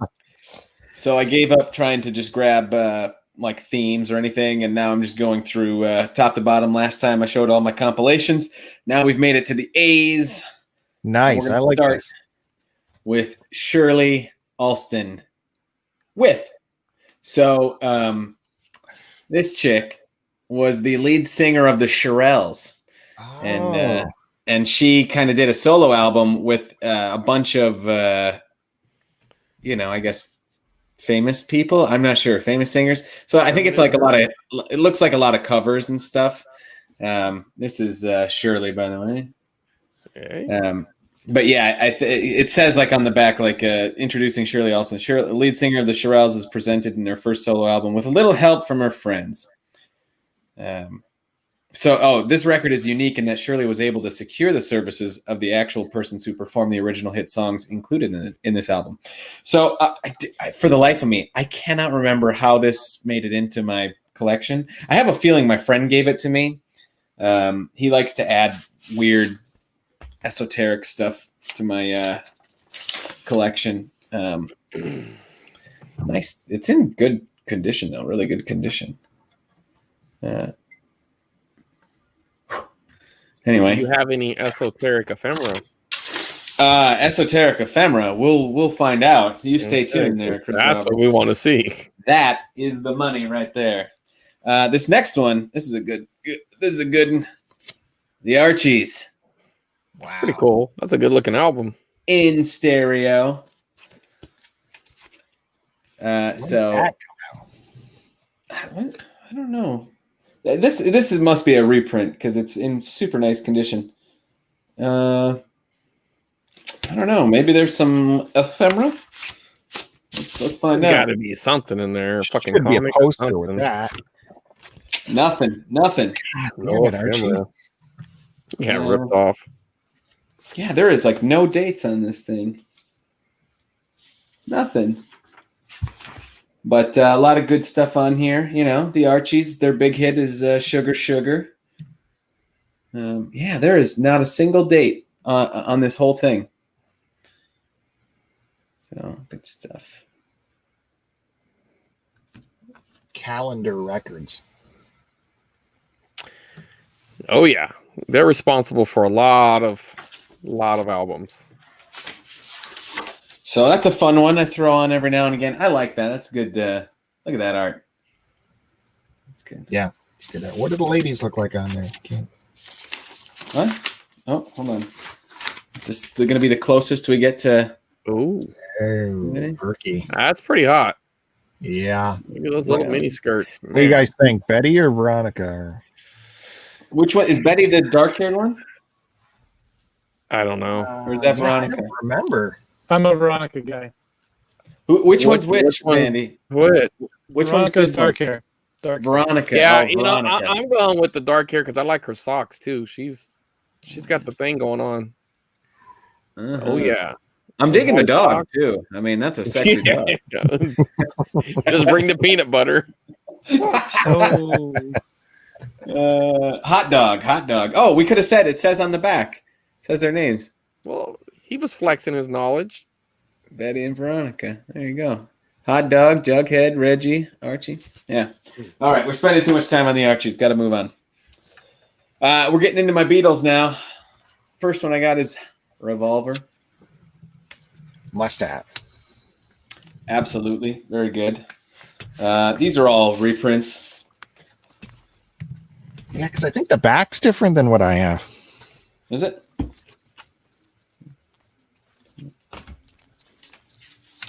It's a good one. Good one. It's a throwback label on there. Yeah. Parlophone. This was the first. Was it this one or Rubber Soul that was their first like studio album? Did you buy that here or across in the UK? No, I bought that in the States. No, it's Parlophone was their UK label. They had been released Capital here, what isn't it? Well, it's possible I got the UK version because I would have got that at Amoeba, and sometimes they do get the UK pressings and all that stuff. Magical Mystery Tour. This one, whenever I listen to this album, I only listen to side 2. Well, Oh, it's you the got better it. side. That's I mean, It's that way side, the better the side. monster side, dude. Yeah, it's a good one. So this one we briefly showed the ephemera that came with it. This booklet. Now, was this included in the original? Now, release? I've seen a version that has that glued into the gatefold, that book. Because if so, wouldn't this be the first booklet, Bill? This would have been, what, 67, 68, somewhere around there? 67, I think. That's a different kind of booklet. That doesn't count. That's different. It's great booklet, though. That is hope good. I'm doing it justice. I would be a terrible teacher reading to the students, you know, when you're supposed to, like, show it. I'd be like, and the other passengers are... Good stuff. Oh, that's a good one.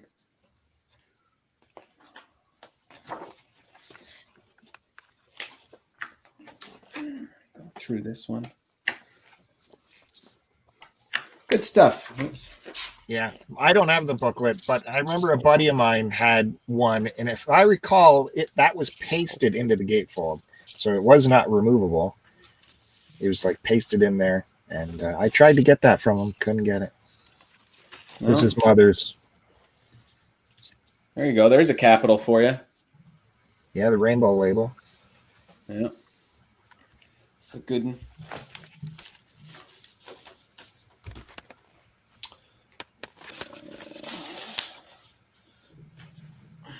Then, bam. Sergeant Pepper's Lonely Heart. Man, this is a close second for me of their favorite, as far as a favorite album. Yep. God damn it. Good shit. Good shit. See, that was the only cool record my dad had, and that's what I grew up listening to. Ooh. So what is this? Just like an alternate? Oh shit. Oh, this is just like a little poster. That's what you got in it, yeah. Those are cutouts, aren't they? You can cut them out. No. Oh yeah. I suppose you could. Yeah. Huh. Cool. And then got the picture key there. picture key. Is that what that's called? Oh shit. This opens too. Ooh. Ooh, look at that. Nice. Oh, that's fun. I don't know if I've ever read this. Yeah, that's got to be came with the reissue, that little extra booklet. That's cool. Way cool, man. Way cool. Yeah, this one got a lot of play. I've mentioned the Friday Night Drink before. We played this one a lot. This was we'd almost always play Abbey Road and Sgt. Pepper, but Sgt. Pepper would always be like at the beginning of the night when we were first starting to get rowdy. That's we would throw that on. Oh, there's still more Ephemera. Oh, weak sauce Ephemera. Wah, wah, wah, wah. Mm-hmm. Oh, we got another Parlophone. Beauty. She's a beaut. This one's gotten a lot of play. A lot of play. When did you get that? Ooh, probably 2012, maybe? When did this come out? Yeah, it came out in 2012. Because they had a big So, re-release of that. The 50th anniversary would have been a big re-release, but that would have been a little bit later. What year is that album? 60. This was 67 or 68? I think it's 67. White Album was 68 and Abbey Road was 69. And shit, I don't remember. Fuck off. I'm stretching, dude. What do you want from me? I fucking worked all day. And it doesn't. Oh, 67. 67. All right. So and then my favorite of their album artwork. Yeah. Did we lose? I didn't even do that. Oh, Matt's there. Who did that? I didn't even push that button. God damn. Sorry, Curtis. You're back to presenting. That was the music they play at the award show when you're going too long. Oh, this one's we got some ephemera. Yeah, it should be loaded with stuff in there. Yeah. Okay. So we got the Apple logo. I'll show the vinyl first. Yeah. This is a double, so there's more where that came from, Chris. Good. Let's see what's in here. Just messing with you. It's just pictures. Ha! You had me. So can we name? John, Ted, George, Chad, Paul, Pete Best. The fuck? Look at that mustache he got. Like, how old was he and he still had a high school mustache? He has to be easily in his 30s there. Come on. No, they were all in their 20s. Well, maybe Ringo. Ringo's an old dude, man. Yeah. He looks like he's 16. He might have been. Mustache. He might have been. Oh, and there's some more. Working for him. Oh, we already showed what was in this one. Working for him. Dude, he was the grenade beetle. There was no chick who said, I want to fuck Ringo. She's like, okay, God. Ringo. Marge Simpson. Dude. And then, of course, we showed this last time. So the big, God, dude, what the fuck are you doing? There you go. Don't ever do that again. You're gonna fucking hurt your own feelings. My own feelings. That's good. All right, and then rounding it. So Yeah. Chris Roberts, if you're looking for a collector version of the White Album, look for one that is embossed with a stamped number. Original presses were numbered. Yeah. So I only have like Thank you. the later Beatles stuff. I don't have any of the early Beatles stuff, but obviously here's Yeah, the that's pretty dope. money right here. I can't believe you've never gone to that's- do that. You've been to England so many times, dude. What? How have you never gone to that road? I don't know. It's just a road, dude. Okay. I'm not big on the touristy stuff. That's not really touristy, though. Yeah, you should do it. Touristy like going to those douchebag guards. That's touristy. I'll go, but it's Because the studio's right there too, right? That's So there's fucking got to be rock something history, to see. bro. That's like, you know what I mean? Come on. I mean, I'm not saying do the lame picture, even though I probably would, but you know, yeah. So, You know, Let It Be is not on that album, right? what? No, wasn't that what Bill was? Let It Be was No, on he some was saying other album. Hey Jude. was Hey on Jude, some other right? album. Hey Jude is on that album. You guys don't know what you're talking about. That's a good one. So I feel like I'm only gonna get this tonight. So I want to show one more just to have a fun one to end on. We'll start with the C's, and that's Cab Calloway and his orchestra, Minnie the Moocher. Now, what's cool about this is 1933, 1934 recordings. So these are Amazing they survived. I know, really cool. They've been on cylinder. Whole big, exactly, yeah. Now this thing is flimsy.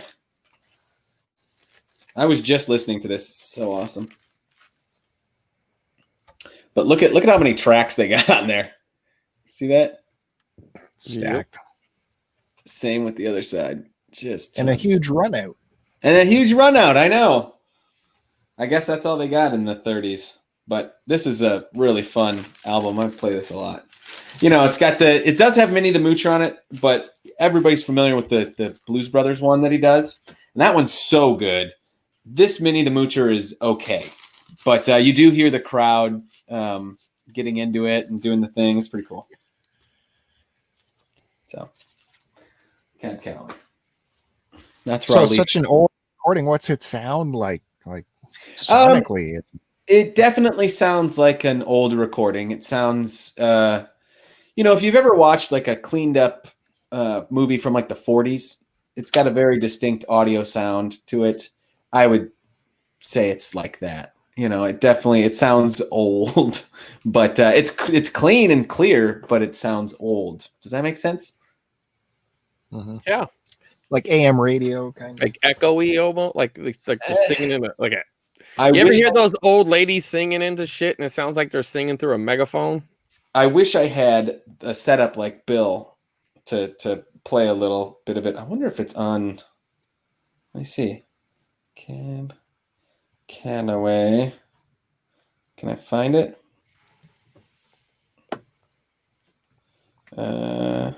No, it's not on the Spotify. So rare vinyl? Maybe. Big money. There you go. Yep. I mean, 30. It's got to at least be worth $1 more than that Bob Dylan shit. yeah, $35,001. Yeah. Matt Bandy, before you got cut off, you got anything else you want to toss in before we throw over to Chris Roberts? I don't know what's up with my connection. I'm going to just show these really quick. What? In case. Are you fucking with me now? He's fucking with you. I mean, you're a little, but not like Okay. you were. So this is a band allegiance. This is a friend's band who are no longer a band. But this is on some pretty cool Oh, look at that. splattery. leopard. Like, what is that? Passion fruit or dragon fruit or whatever? Yeah, it does look like a one of that fruit. And then, so that was their first full length. this is their second full length, their Desperation, and I believe this was on. Ooh. It almost looks like a cappuccino. Ah, that is neat. Yeah. This was actually this was a special pressing for their very last show. So this is a final show pressing. Nice.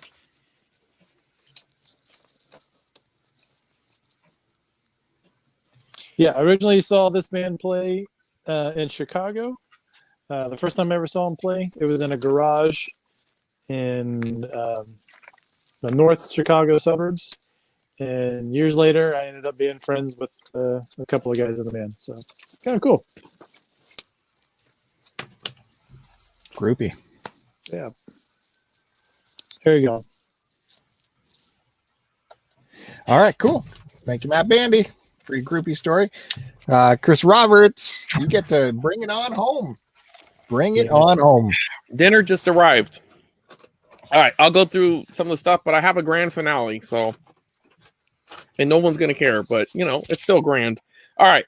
So Okay. yesterday was, and you might have mentioned it at the beginning of the show. I don't know, but yesterday was the anniversary of John Lennon dying. I'm assuming maybe some of you knew that with all your Beatles stuff. Maybe not, but Yeah, he died. That's why I showed all that stuff. yeah, I figured because you mentioned it. So I decided to dig out my Beatles CDs. I'm actually missing a few, but you know, fuck it. You guys know all the CDs, but and some of them are compilations.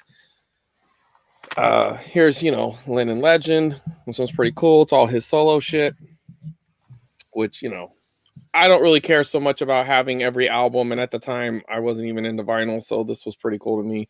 You're able to kind of get all of his solo stuff without all of the Yoko.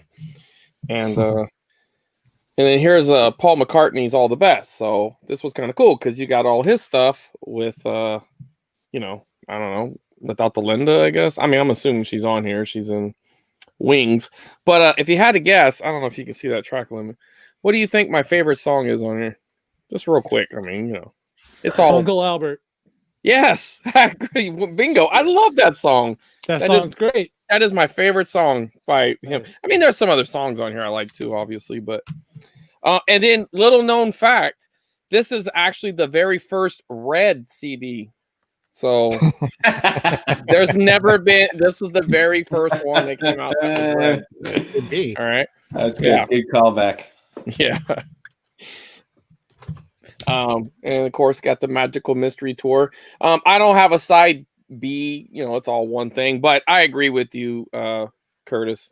I mean, the last half is what you would listen to. But I mean, gold, baby. Yeah, it really is. I mean, and what's the trip is, I don't know. This has like that goofy fucking Yellow Submarine feel to it, like looking at it, but it's not.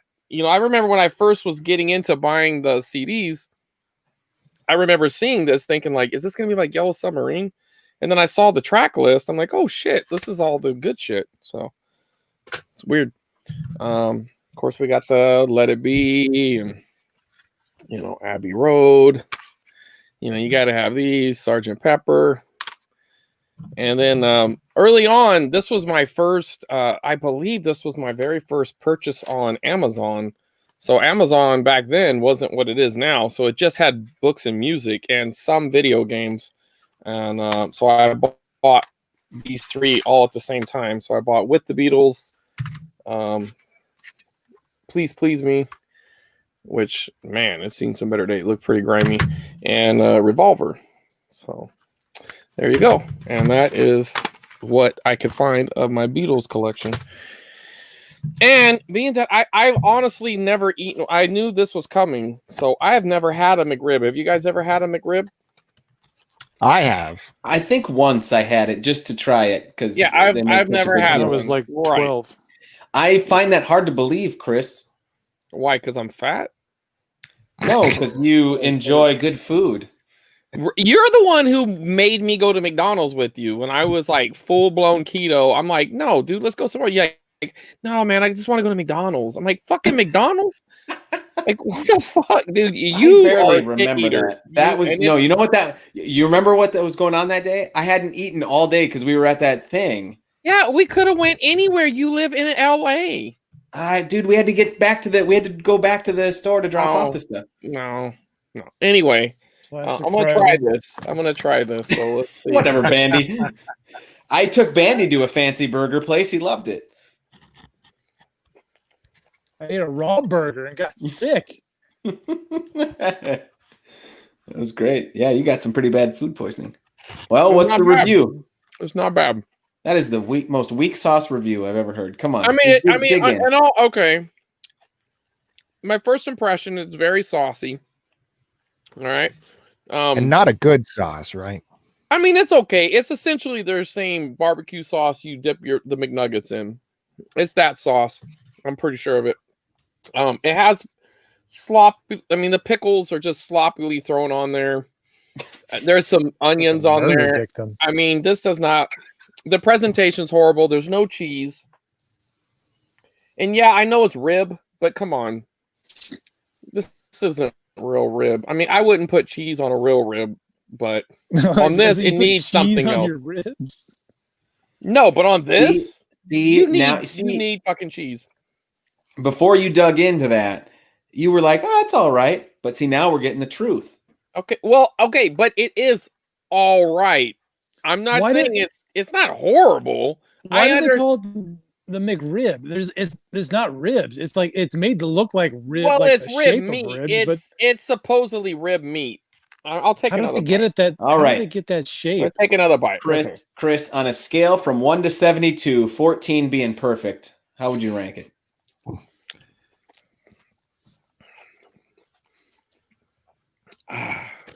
Like a 5, maybe. You're not eating 2 of these. Nobody with a good palate's going to eat 2 of them. I seem to remember when I had a McRib because it was the same thing. I think I've only had one in my life, and it was to try it because they always make a big deal about They it. make a big And deal. in my head, I remember being unimpressed and like, this is what I'm people. I'm very unimpressed. I'm gonna tell you right now, if you took all that sauce off of it and just had the rib itself with no bread, no onions, you're not finishing it. And I like McDonald's. Like I'm not a huge fast food guy, but I really like McDonald's. Well, what I like about McDonald's is they're consistent usually. Like you can go to any town and you can get a quarter pounder, and it's gonna pretty much be the same experience. Yeah, I'll tell you what though, I did try every now and then. I tried McDonald's in London, and it was different. It was definitely different. Now, different, better. Did you think the quality of meat was better? Okay, so I think it was probably better, but in kind of a bad way. So it was like better, like you felt like they're using better quality ingredients, and the meat's better. It's like real meat, right? But that like comfort food thing that you get from the America, nasty, it didn't, the salty, it didn't have that. Yeah, right. So then you're actually just eating a burger, and you're thinking, I could have just went to a better place to get a better burger. I could have went to a Byron Burger right down the road. Right. For all you people who know London. Like one person popped in the crowd, and it was probably Layla. She did. She's like, ah. Right. All right. So that's it's okay. I mean, honestly, I would have preferred the quarter pounder. No offense. I wanted it. So she bought it. So you're on the same camp as like me and Curtis that after we've had one, that's there's enough. No need to I will never have another one again unless it's free. I mean, if I'm somewhere and it's free and they're like, hey, I got this extra McRib and it's still hot, I would not eat that cold. I could tell you that much. That is not where I can eat a cold quarter pounder. Not, I mean, within reason. I mean, obviously not refrigerator cold, but you know what I mean? Like someone like, hey, we still got another one. Like, all right, I can eat that. Not that. No. And that was whoever made that hates their life because the way they threw these onions on and everything. I mean, they're seriously like, I hope someone this is a serious cry for help here. It's supposed to look that way, isn't it? That's their whole thing. It's all to make in it look one spot. crazy. No, it's supposed to be evenly spread. You should get a taste of onion in every bite, or at least every other bite. Oh, I meant the madness with the sauce everywhere. That's Well, the sauce is fine. They don't do that. That's just probably comes that way.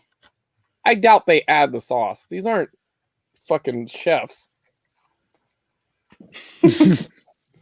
Horrible.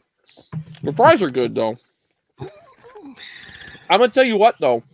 I tried the best fry I've ever had the other day.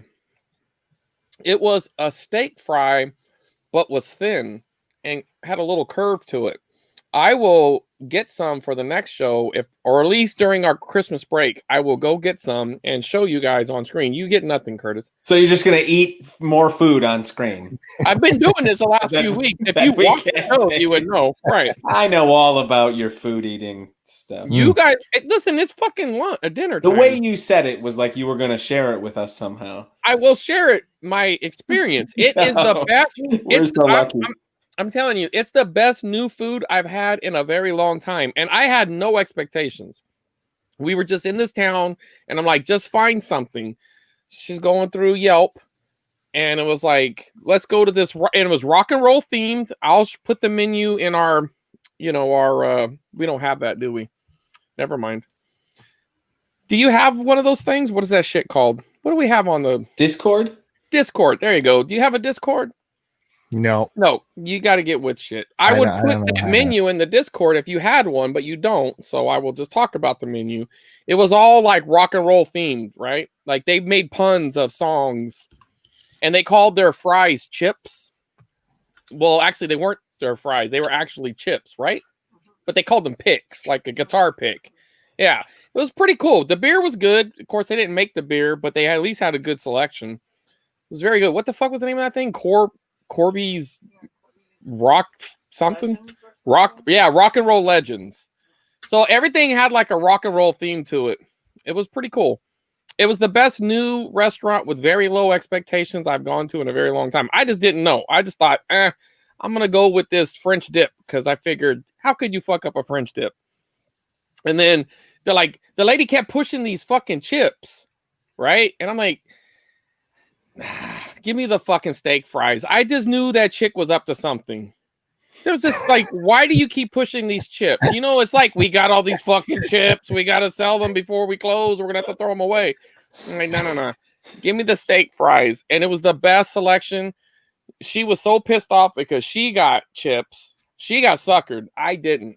I knew that was a fucking con. I'm like, no. I ain't getting that fucking chip shit. I can get chips at the store. Give me fucking steak fries. And they were like curvy and like you could scoop shit in them. They were almost like, you know, those Fritos that have like the fucking cavern in the fucking Fritos so you could scoop up the beans. Mm-hmm. But they're extra ones. Yeah, scoops. There you go. It was like fucking fries that were scoops. Steak fries. And they were thin, but yet they were still thick enough where you still got the steak fry experience. But not the shitty steak fry experience where there's just too much fucking potato. And you know what I'm talking about. If you've ever had... Oh, I'm sorry, Matt. Did I run you out?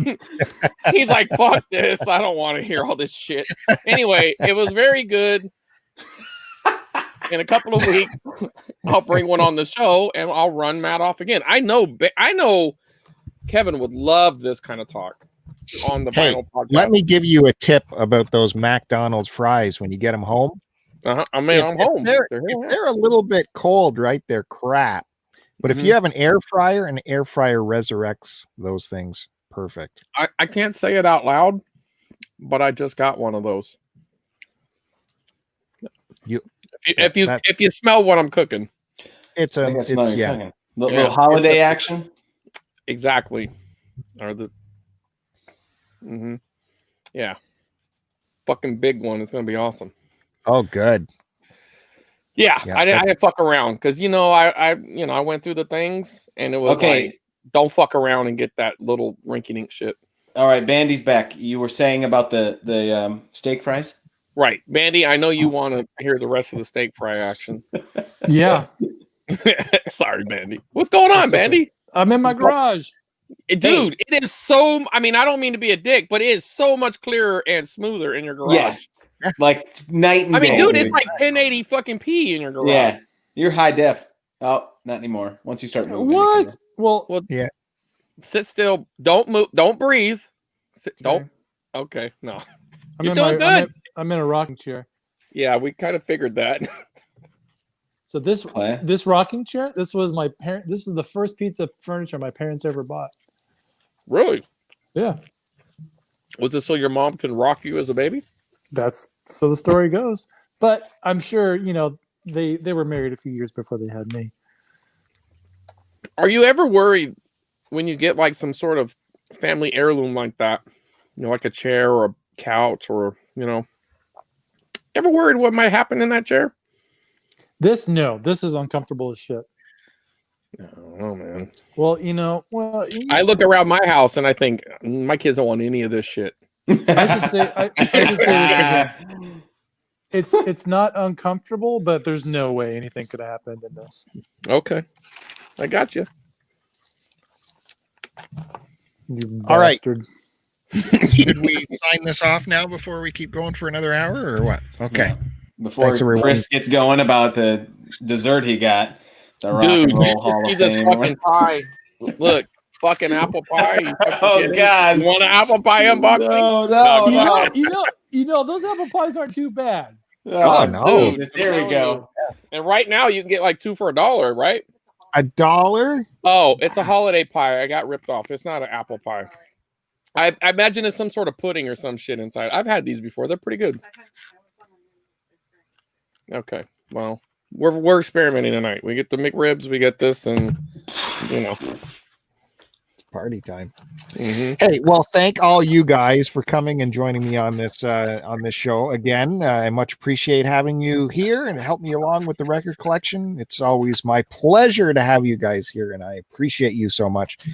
Curtiss, Chris Roberts, Matt Bandy, always good times. Don't forget, check out Matt Bandy on Letterboxd. He's always got some good comments on there. Kevin's finally following me on there. It took him a while. I didn't say anything. He's I'm finally following me now. That's nice. They I'm did on it Letterboxd too. Just saying. Curtiss, But of you- course. You know You guys what? review shit? Yeah. Well, Curtiss, he hardly ever reviews it. Every movie I watch, I'll at least write something about it. You watch movies and don't say anything about it. Because what I used to do was write a big long thing for each movie, but I couldn't do it. So I got to start doing what you're doing. Yeah, the smaller thing. Because I was like, what am I doing? I'm sitting here like spending hours wring a dumb review for the Trying Reluctant to be Dragon. fucking witty and Nobody shit. You cares guys are about this. read, Yeah, like- dude. Seriously, yeah, I'm yeah. like, It's mostly Guys. for me to remember it. Go Yeah. check out my review of Dazed and Confused. I got pretty emotional writing it. Go I check read that that was a perfect review of that, Bill. out. Oh, my, thank you very much. I'm there right now, man. The anti-John Hughes. That's a very good. When I heard Although that, I went, of course, that is it. Exactly. I do like John Hughes movies, but yeah, that's a more realistic teen drama. Director Richard Linklater put it best himself. This is an anti-John Hughes teen flick.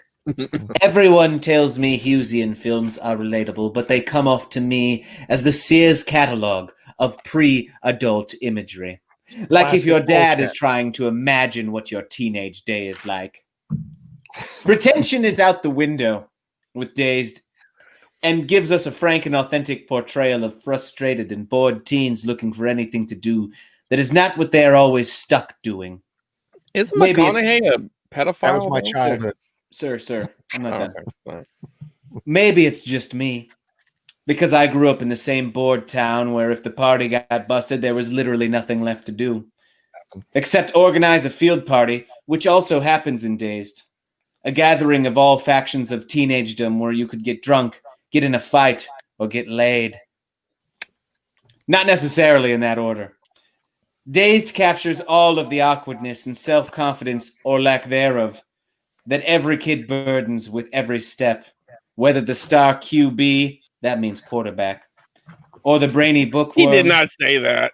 No one is immune. And it is all painted on the screen for the entire runtime of this movie.